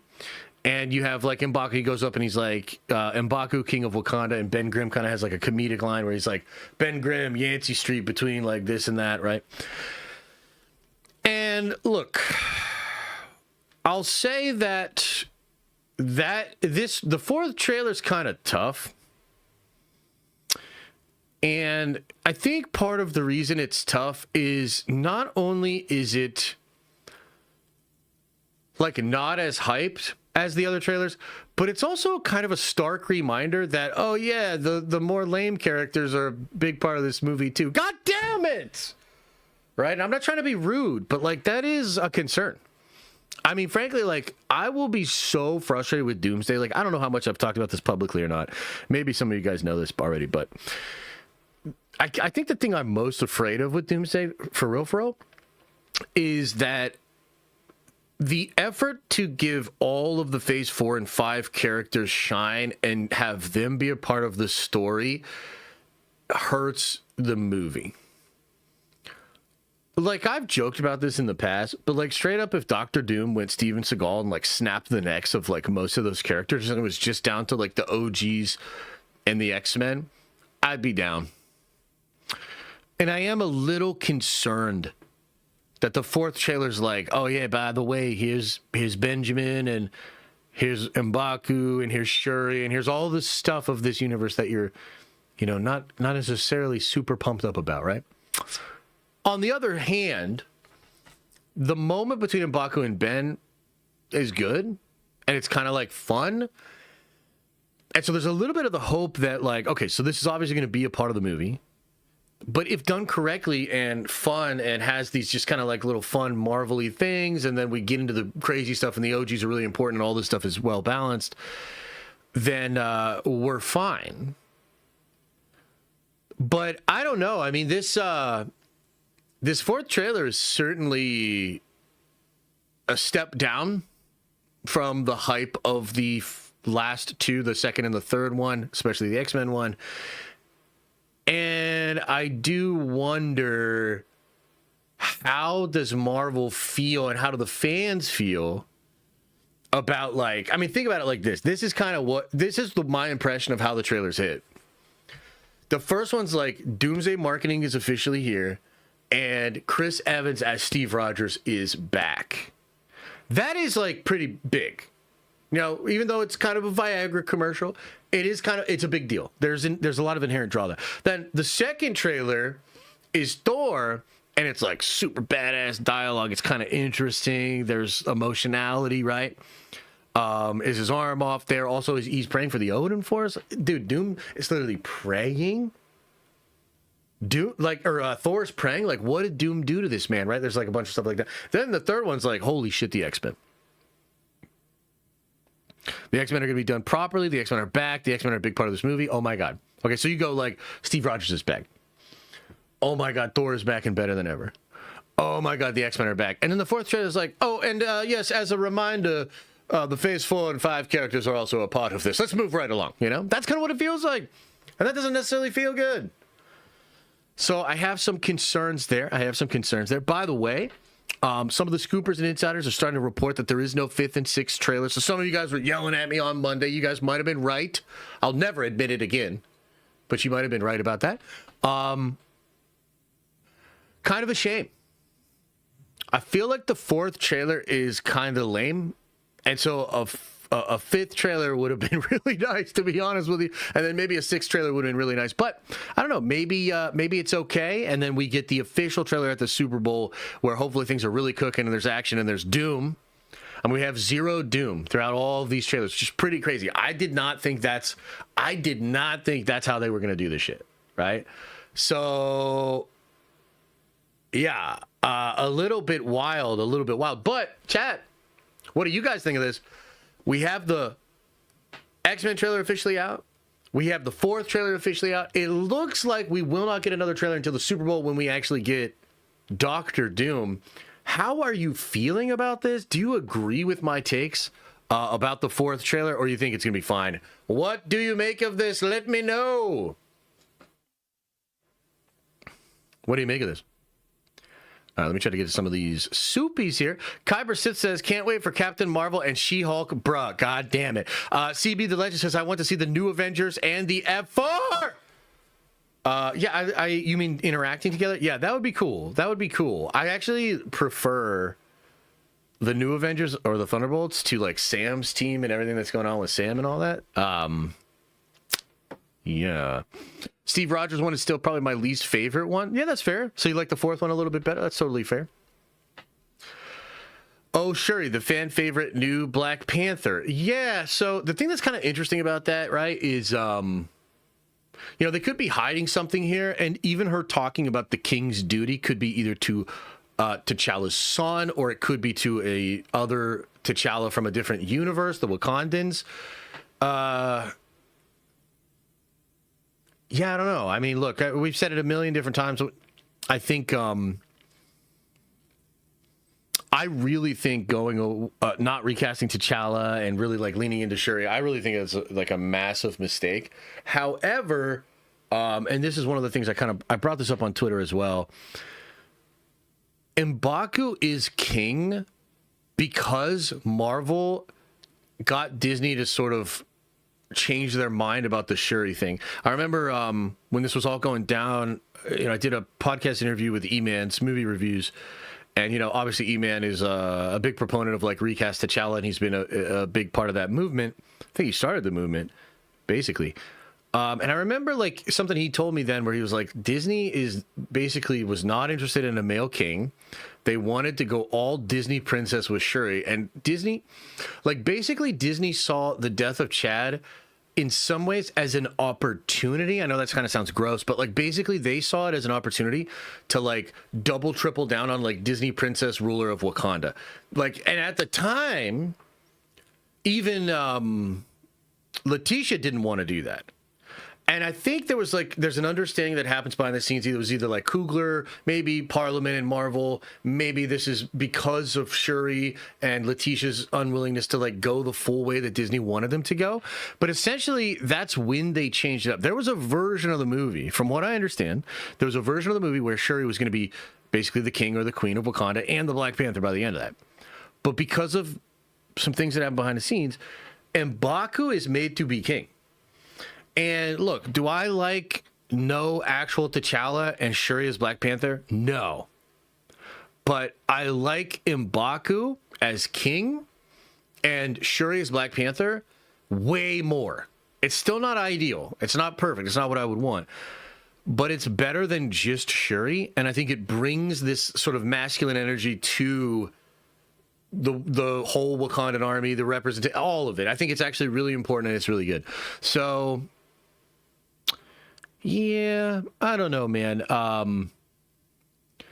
The Russos better cook with these new characters and give them some really powerful, emotionally resonant moments, because I think without that, it's just going to feel a little bit like sequels in Star Wars, where they're like, oh, well, we did these movies, so these characters have to be in here. And if it doesn't have a soul, if it doesn't feel like it matters, people are just going to be, M'Baku is a G, low-key. I love M'Baku, dude, and I think Winston Duke is amazing in the role. I'm actually really glad that he's in there. But he's still no T'Challa, frankly, and I would like T'Challa. The rumored Hugh and Toby fight could be the X-Men destroying the Raimi-verse. It could be that. Yeah, it could be that. I've thought about that, yeah. I was happy to see Ben and Namor, but I will say normies liked the 4th trailer. Oh, interesting. Okay, yeah, if normies are down, like, that would be cool. I think it's just, like, kind of a letdown. Maybe it'll hit me different when we see it, M'Baku with T'Challa, even better. Yeah, it's 100%. Who is E-Man in on those meetings? I think what you're asking is, like, how would he know that? Look, from what I understand, when trying to basically essentially start the recast T'Challa movement, you know, Emmanuel went to a lot of different folks, spoke to a lot of different people, and so he either has like sources with firsthand knowledge of that or like secondhand knowledge of that. Ever since I saw The Fall Guy, I can't look at M'Baku without him quoting Rocky. Oh yeah, I don't remember him in that movie, to be honest with you. Are you gonna watch the Lord of the Rings trilogy in theaters January 16th? Probably not, bud. How did Toby never get in trouble for saying he's in Doomsday? Or maybe he did, just talking. Dude, Toby just doesn't get in trouble, basically. Dude, Toby confirmed he was in No Way Home, too. A lot of people don't remember this. But Toby was literally, I think it was like playing basketball, and some fan asked him. He just deadass said it. And I remember the fan posted a picture with Tobey Maguire and was like, dude, holy shit, Toby just told me he's in the movie. And Toby didn't get in trouble at all. And yet Andrew Garfield's out here like trying to hide everything and trying to lie his ass off. It's kind of funny. Yeah, Toby don't care, man. And I think that's kind of fun. To put it in perspective, I have friends that haven't watched F4 and it's motivated them to watch it. Yeah, that makes sense to me. I think the Fantastic Four is a good movie. I really like that movie. And I think it's like, to me, what they were trying to do, what Marvel was trying to do with Thunderbolts and Fantastic Four specifically, was like, look, there's a lot of brand damage, there's a lot of things going on. We're just going to focus on the quality. We're just going to make this a really good Marvel movie, and then we're going to make the next one just a really good Marvel movie. And I think part of the calculus there was, as we get closer to Doomsday, Thunderbolts and Fantastic Four will be movies that people revisit, because a lot of the main cast is there, right? And they're damn good movies. Like, they're legit. So that will cause people that rewatch those movies or watch them for the first time to have a good experience. I think that's good. You know? I think that's good. He just tells people on the streets it's awesome. Yeah, he does. I think sometimes he just like winks, though. Like, sometimes he won't like hard confirm, but yeah. Garfield got rolled by DoorDash on Instacart. Yeah, he did. Somebody literally delivered shit to Garfield and basically was like, oh my God, you are on Spider-Man. That's why DoorDash is bad. Just go do the delivery. Just go pick it up. You know?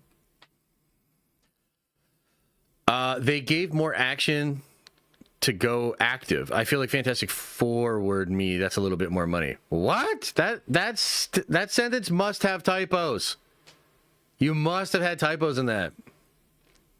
There's a great video of Toby in public where a guy is trying to get his friend to try some product. He is so hilarious in it.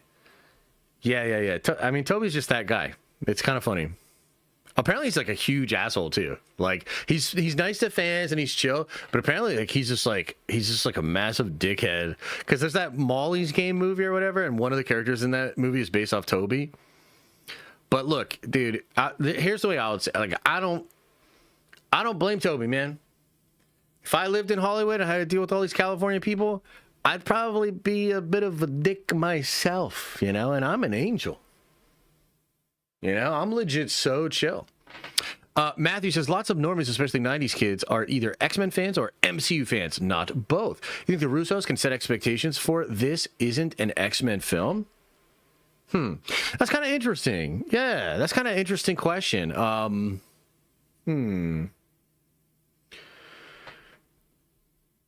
I guess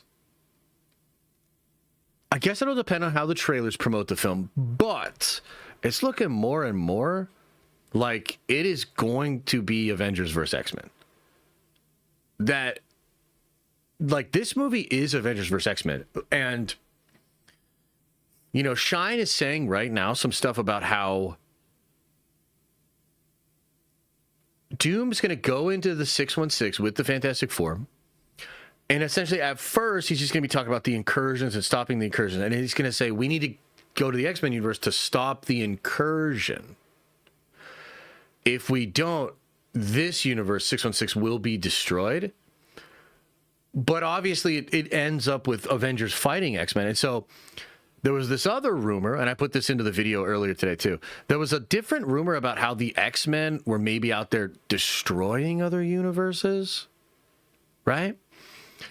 So I guess to answer your question, I think the X-Men have a very important role in this movie. It's possible that Tobey's universe is destroyed by an X-Men universe. It's possible a lot of other universes get destroyed by that X-Men universe. And then we get to a point where it's that X-Men universe versus 616. That feels like something that's going to happen. And so that'll just tap into like X-Men fans, like especially people that don't like the Avengers as much, because you're right, there are a lot of people like that. They're just going to be rooting for the X-Men universe. And I think that's just going to be all over the marketing. You know what I mean? Apparently Doom uses Franklin to resurrect Wanda. Is that going around? Who's that coming from? Because I've heard that spoken a bit here and there, but who is that coming from?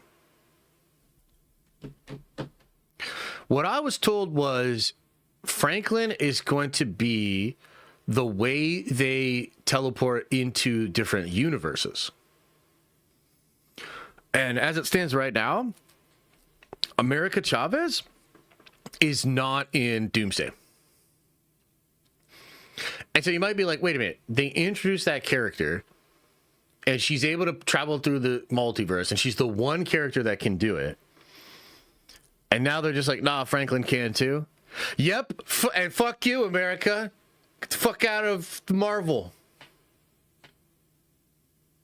Yep. Source, trust me, bro. Yes, that actually is the source. Dang, I feel bad for her. Don't. She'll be fine. One and done character only needed for one story. Nah, here's the thing. I think America comes back. I think America Chavez remains, unfortunately. And I think she's probably going to be a part of Champions. Or Strange Academy. Mm-hmm. They're still shooting scenes, though. So they are, Kalen, but so I guess think about it like this. Do you think they're going to change it so America's the one that's opening the portal for the Fantastic Four ship? Like when you say, yo, they're still shooting scenes, though, do you think they're going to use America to open the portals? Nah. Like, do you know what I mean? Like, they might put her in the movie, but she'll be like in a pizza shop eating pizza and then it gets exploded. The Russos would. The Russos could make all sorts of changes, but the thing you're missing is there's a reason they want it to be Franklin. By the way, here's some interesting stuff for you. Are you ready for some I should even say this. You want to hear something else? You want to hear something else that's kind of interesting? Don't tell anybody I told you this, okay? Don't tell anybody I told you this.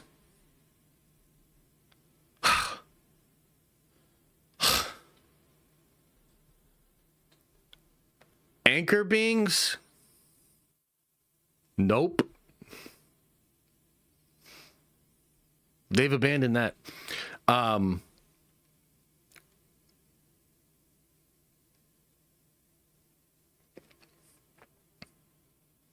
Oh, Alex did say that?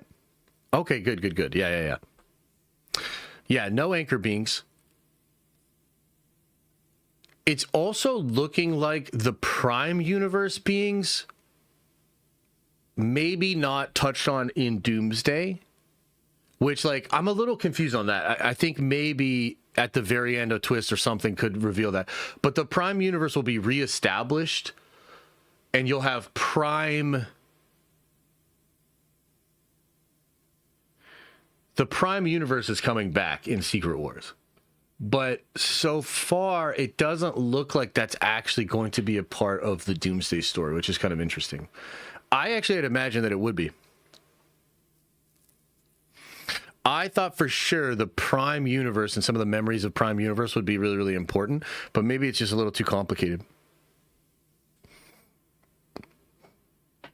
What happened to the House of M rumors? The trailer didn't give that vibe. Yeah, for sure. I mean, the House of M rumors, I believe what you're speaking to is the rumor that there'll be like the actual House of Magneto. Not that they will adapt House of M, but that you'll see Magneto and his family. Yeah, I think that's all still true. That castle, remember when they shot at one of the castles? A lot of folks were like, oh, is that Doom's castle or whatever? No, apparently it's Magneto's castle, and it's in Genosha. So I think that's where you might get those shots of like Scarlet Witch, Polaris, Pietro, and all that. But we'll see. Is the Fassbender Magneto versus Doom fight true? I don't think so. Could be, though. Yeah. Are you... I don't even know what rumor you're referring to. I think what you're referring to, and ask me, or let me know if this is what you're referring to. There's a leak going around that suggests that the multiversal Avengers at the end of the movie will include Andrew Garfield, Spider-Man, and Fassbender, Magneto, and the other Charles. Is that what you're referring to? Because I don't think that's just true, dog. Like, I think that leak is partially correct with a bunch of fake shit at the end. Is that McAvoy? Yeah. Now, you know what's weird about this? So here's what I'll say, though. Here's what I'll say. In full transparency, I heard Fassbender Magneto was almost in Multiverse of Madness. And they had like some really interesting stuff they wanted to do with Fassbender in Multiverse of Madness. I think Fassbender would be open to it, but then I also got told by some people that whether it was a contract thing or whatever, that all the stuff from like Brian Vaughn on in First Class and all that sort of stuff, that like Feige did not want to touch that stuff at all. But isn't like some of that stuff in Deadpool and Wolverine? I don't know. You hear a bunch of stuff. Matthew Vaughn, yeah. Watch the John Campea show from yesterday. Okay, I will. Was it a good one? Dude, I'll always be watching the John Campea show. That's my top watch thing. In fact, as soon as I get out of here, I'm flipping it on. I'll always be watching that. But also what happened yesterday on the show. Ian McKellen looks so old. He looks pretty old in that trailer, dog. Like, he looks super old in that trailer. But they'll probably use body doubles and some CGI, and they'll get him going. Don't worry about it. CB the Legend says, Rob can't believe they are trying to do what they are trying to do. It's super ambitious, yes. It is incredibly ambitious, and there's a lot of parts of the movie that are really, really ambitious, yeah. They said Magneto goes crazy. Ooh, girl. So a Magneto versus Doctor Doom fight was filmed, and we did hear a lot about that. But it's Ian McKellen, from what we understand, and it's going to take place outside of the expansion, potentially with the Sentinels and whatnot too. But dude, no, that was stuff that we heard. So around the time that they were filming all that stuff, that came out. Yeah, that leaked. Cyclops scene is 1 second long and gets chills every time I see it. It is very good, yeah. X2, when he takes out the iron part of the prison guard's blood, is goated. Yeah. So Magneto is dead, is what you're saying. I don't know. I think he'll probably put up a pretty good fight against Doom, but yeah, I don't know. We'll see.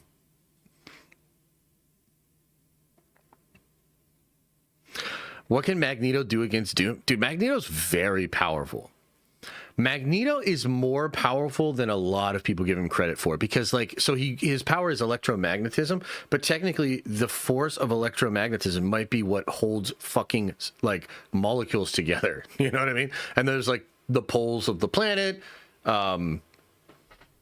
Yeah. So he can do more than like, you know, give you static electricity fro. Yeah, he's an Omega level mutant.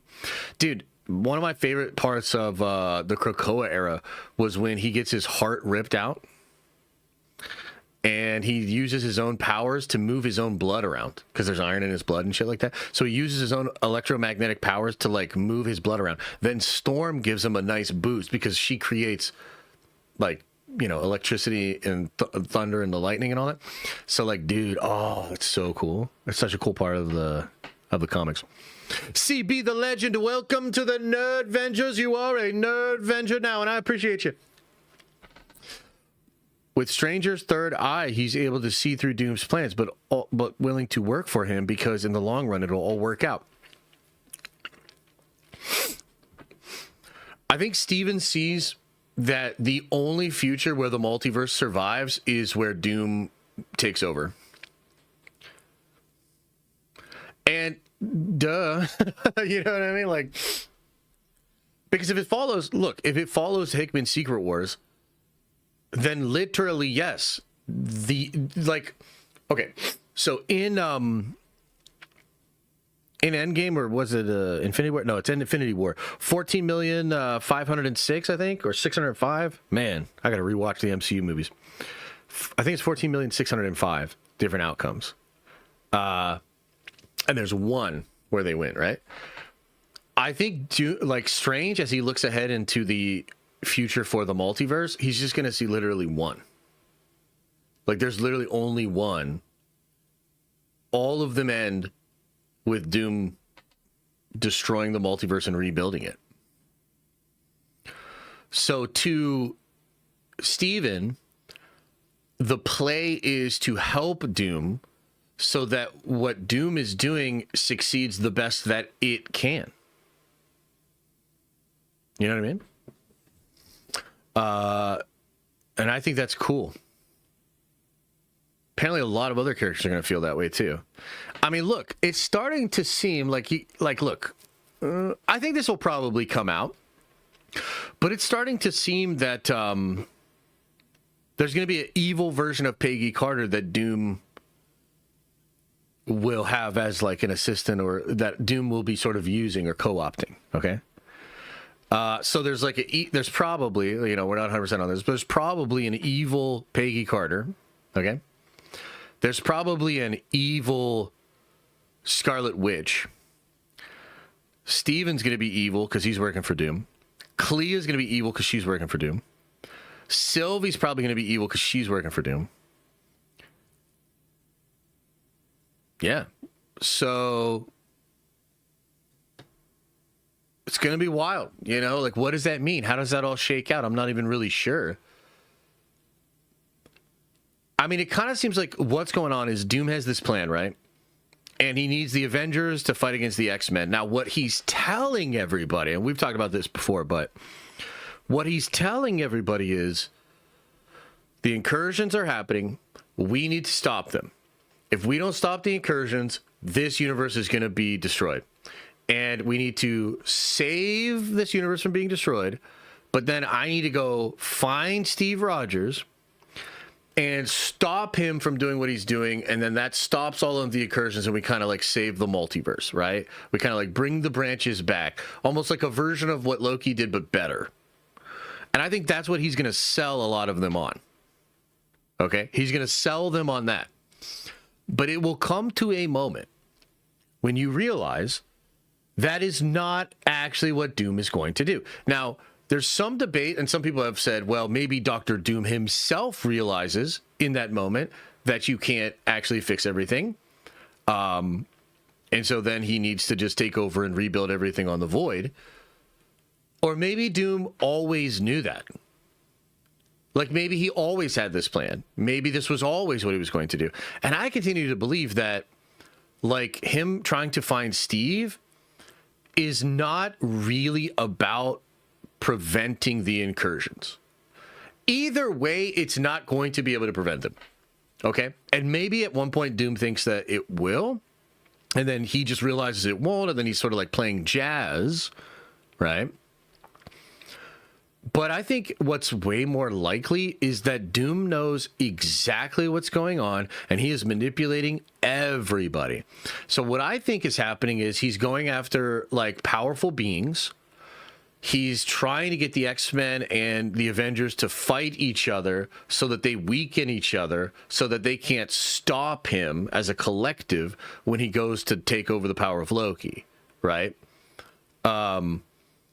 And if the rumor is true that Steve and Thor are going out to get multiversal versions of themselves to form this big army, which is like, why would you do that? Well, you would do that because they're worthy. They could use Mjolnir, Stormbreakers, powerful Asgardian weapons, right? So you get a whole army of people that are worthy that could use those weapons and, you know, all that.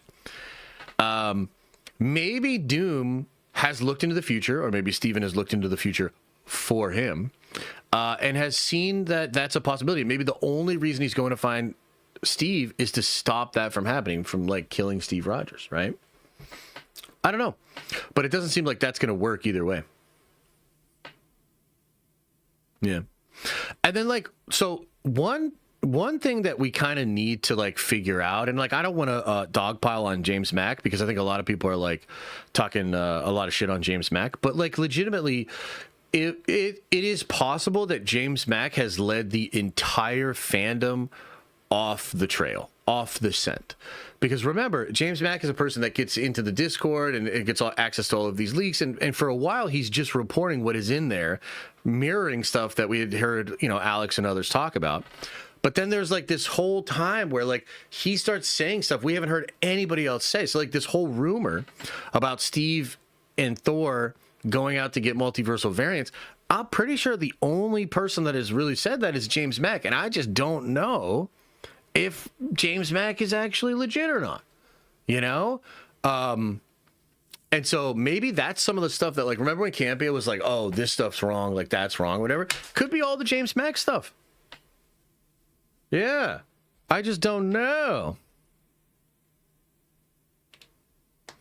All those AI trailers are a total ass. I mean, there's a lot of bad AI trailers. You'd have to be more specific than that. Yeah. All right, everybody. Well, I'm going to get on out of here. I'll hang out for just a couple of more minutes, and then we're going to go down there. Hey, by the way, tomorrow we'll be streaming in the morning, but it's only for members. Dun, dun, dun. Yeah, and we're just going to do that twice a month, guys. Twice a month.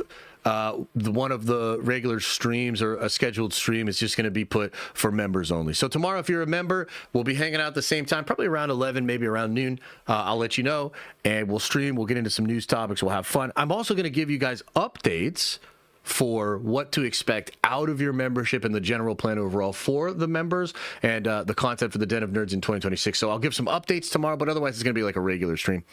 And then we'll be back at it on Friday. Yeah, we'll be back at it on Friday. Hopefully there's some cool news, some other stuff that leaks out, or some fun to be had. And we'll be back at it on Friday morning. Okay, now can we talk some Warhammer? What's that, Adam? Oh, is that the trailer?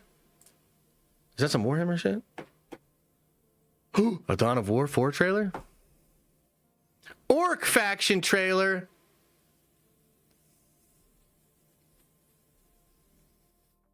We don't need to worry about that, dog. We don't need to worry about these. No stream tonight? No stream tonight, brother. Why did I buy Super Chats instead of membership? I mean, maybe I'm not as clear about this, but dude, memberships is the way to go, brother. Like, I appreciate the Super Chats. Okay, I appreciate the Super Chats. But ultimately, like, I kind of think of Super Chats as just like a tip, or, you know, you really want to get your question answered or whatever, and I totally get it. But, like, fundamentally, I just want to make money off of, like, the content and memberships, because, like, I actually, like, try to provide cool shit for the members. It's more consistent. It's like a monthly thing, you know what I mean? And I think the Super Chats just get you guys in trouble with your wives mostly, or your girlfriends, or yourselves later on in the month, you know what I mean? Like, I like super chatting and it's fun or whatever, but, like, seriously, like, y'all do not need to be doing that, you know? Josh, unban me. Okay, but you need to just hit me. There's another guy, there's actually probably like 3 people I need to unban. Okay? So hit me up. The best time to hit me up is Sunday mornings, my time, not your time, my time, Sunday morning, Eastern time. And I'll try to unban you. I'm sorry. Sometimes you guys say something, I don't like it, and you're banned. Sometimes it's a typo, and I don't like how you spelled the word wrong. You're banned. Okay? I'm sorry. I'm very finicky. And I'm quick on the draw. Boom, boom, boom, boom, boom. You're banned. Hey, you're banned. But I try to bring you back in, okay? I apologize. I'll try to bring you back in. And thank you for the 5 gifted memberships. Garlando. Thank you for gifting 5 memberships to the Den of Nerds. You're all Nerd Vengers now. Woo! Oh, you got one too? My man. Look at that, Matthew. Look at that. I'll see you tomorrow. Woo, baby. Can I be banned? Absolutely. Okay, I follow a couple streams a week, members only. Well, no, it's like 2 a month, dog. It's 2 a month will be members. And I don't know that I'll even always replace like a regular stream because I want to do like some watch parties and some fun stuff too with members. But yeah. I talked about this at the end of last year. Going into 2026, I want to make some changes. Some of the changes are so that I have time to do Unity. Some of the changes are so that I have time to like cook actual good content. Bro, I love coming out here and just streaming and yapping. And don't get me wrong, it's a beautiful thing. It obviously works. You guys fuck with it. A lot of the clips do very well. The clips channel is doing well. The live streams channel is doing well. But I'll be damned if I just let the regular Den of Nerds die. No!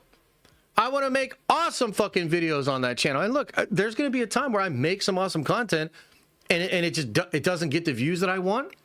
But I have to commit to making something different over there that's high quality that you guys will want to watch. And I'm going to figure it out. Don't worry, I'm going to figure it out.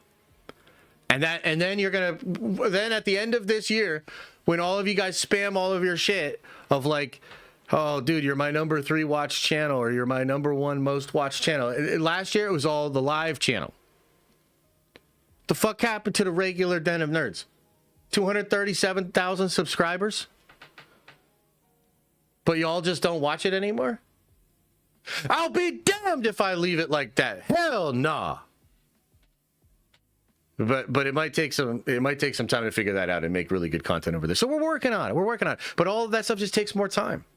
You know, I got to do less just coming out here and yapping and more like planning. Do lives there too. Jesus Christ.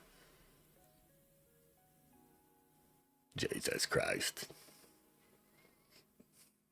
Or I came up with content that's over there that's so cool that you guys just want to watch it. How about that?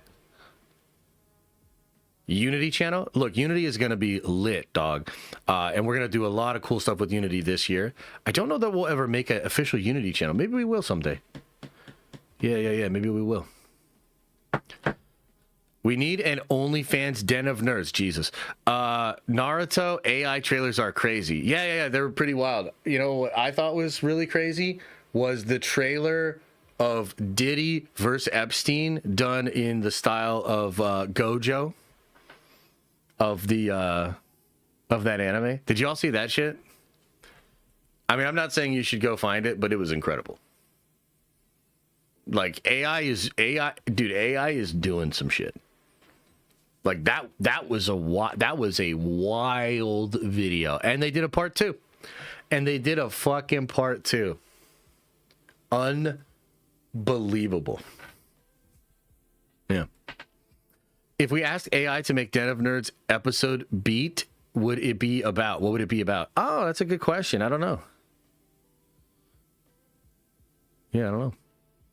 Stranger Things Diddy Epstein video is pretty good too. It's wild. Dude, I'm telling you, like we're entering a whole new world.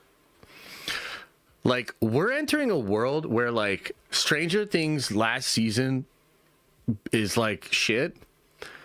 And then people take a spin-off of Stranger Things, connect it to like some other relevant pop culture thing, and we get a full ass season of that we binge and gets more viewership than Stranger Things. Like we're headed towards that world.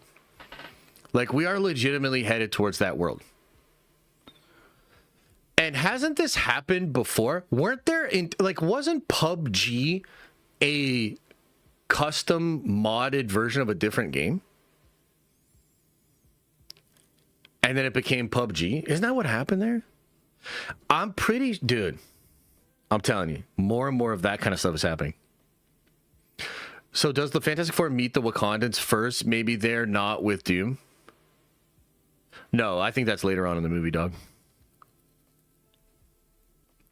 League of Legends as well? Wow. Okay, let me complain about Warhammer a little bit here. Just a little bit. So right now, Warhammer is doing a new initiative called 500 Worlds, and they're obviously pushing like Titus and the Ultramarines. Watch the cinematic.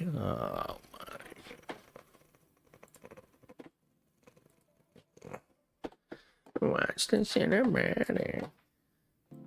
Watch the cinematic. Watch the cinematic.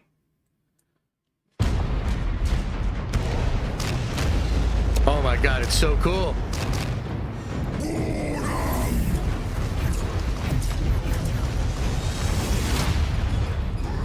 Goddamn works. Librarius Badasserus. Yeah, get him. Oh, damn. Damn. To the Thunderhawk. Blast him. Blast him with your psychic powers.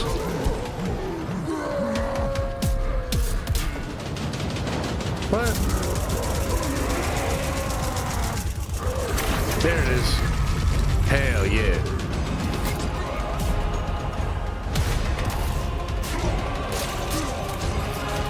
Oh, damn, some Phobos homies.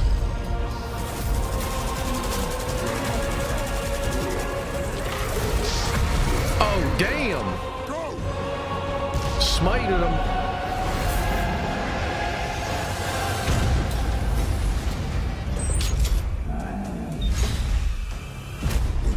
Oh, no. Oh, no, some big boys. Oh, shit. Oh, no. Is this how he dies?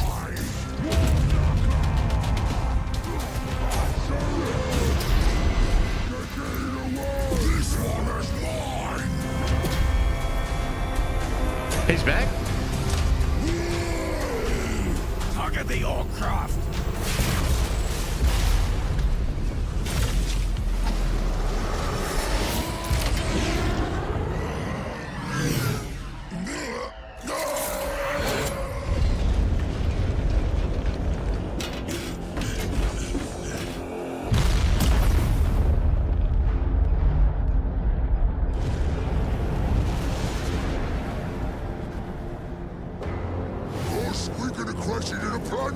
Yeah, good. They won't get away this time. It's kind of badass, dude.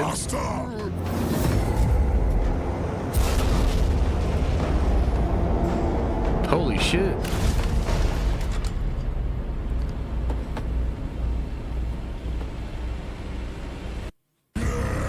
I didn't expect that to be that badass. Holy. So cool.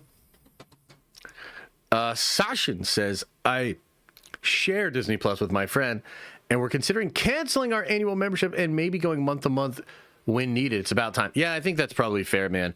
I'm going to do the same with Apple, bro. I know like random to just kind of take a shot at Apple, but like I was thinking about this the other day. I was like, when's the last time I watched anything on Apple? I guess Pluribus I was watching on there, but yeah. Yeah, it's a shame. So anyway, let me bitch and moan a little bit here about Warhammer. So they just did a whole bunch of new models, a whole bunch of new rules, and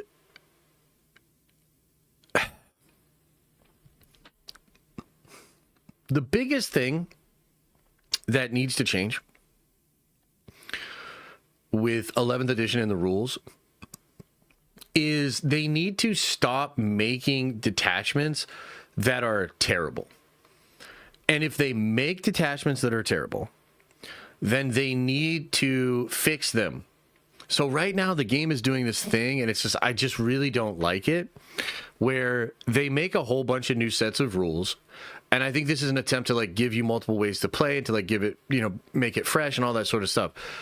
But it's really hard to justify using any of these rule sets when they are just objectively worse than a lot of the rules you already have.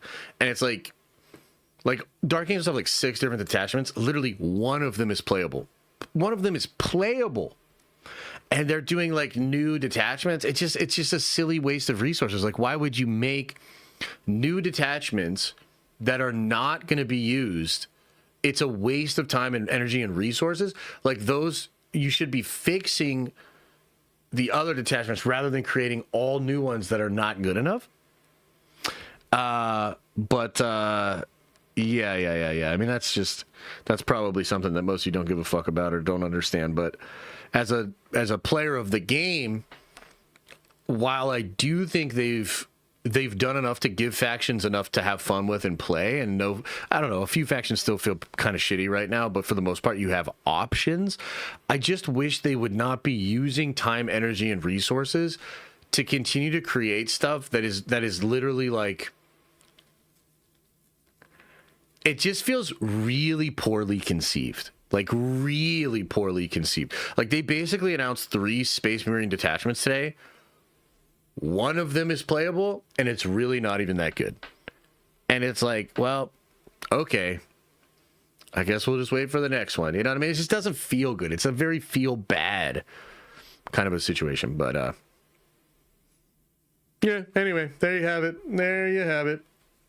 That's why I'm mad and bitching. All right, everybody, much love to you all. I appreciate you guys. We will be back at it tomorrow for members. If you're not a member, you'll still get the clips. So a lot of the stuff we talk about tomorrow will still go up on the clips channel tomorrow night. The clips will go out today of like the Star Wars and the X-Men trailer stuff too. So if you missed those parts of the stream earlier, go check those out later on the clips channel. And yeah, I'm just going to continue to cook on stuff, man. A lot of fun, exciting things happening in 2026. A lot of nerd venging to be done. Really hoping that Star Wars can actually turn it around. You know, this Dave news is good.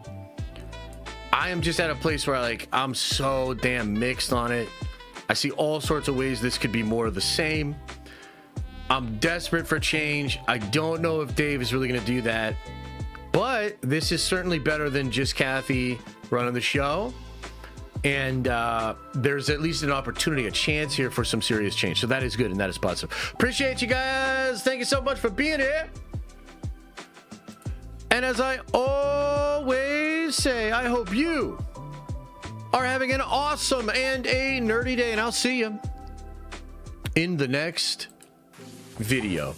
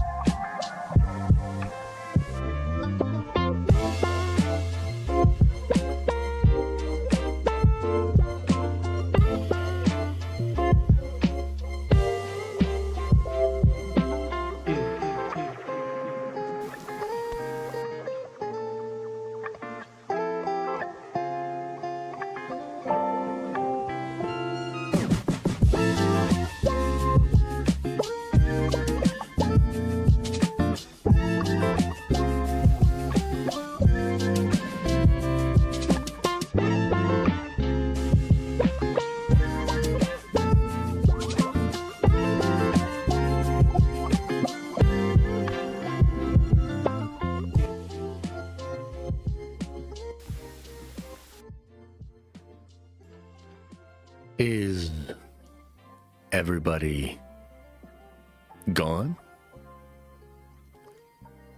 Hopefully KK's gone, you know what I'm saying? Let's not jinx it. Shut the fuck up. Did everybody leave? Hopefully Kathy left, you know what I mean? Don't tell her! She's gonna backtrack again. It's Rossi's fault.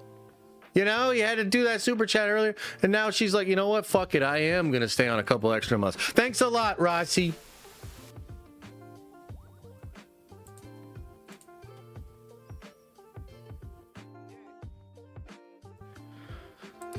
Anyway, hope you guys are getting 2026 popping. Starting the year off on the right foot. Find the inner strength, man. You know what you want to do this year. You know what you're trying to do, what you're trying to be about. And maybe you found already 7 days into the year that life is going to maybe stand in the way of some of these things. Things are not going to be easy. Fuck it, man. We ball. You know what you want. Find the strength. Work through the bullshit. Stay the course. Eyes on the prize. Let's get it. Let's get it in 2026. Lock the fuck in. All right, let's get out of here. Hey, actually, wait, do me a favor before you go. Wait, no, make it 2 favors. First of all, open up that third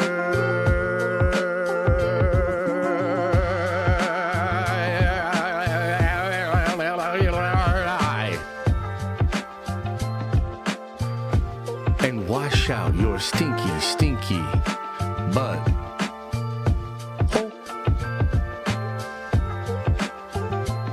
Okay, bye.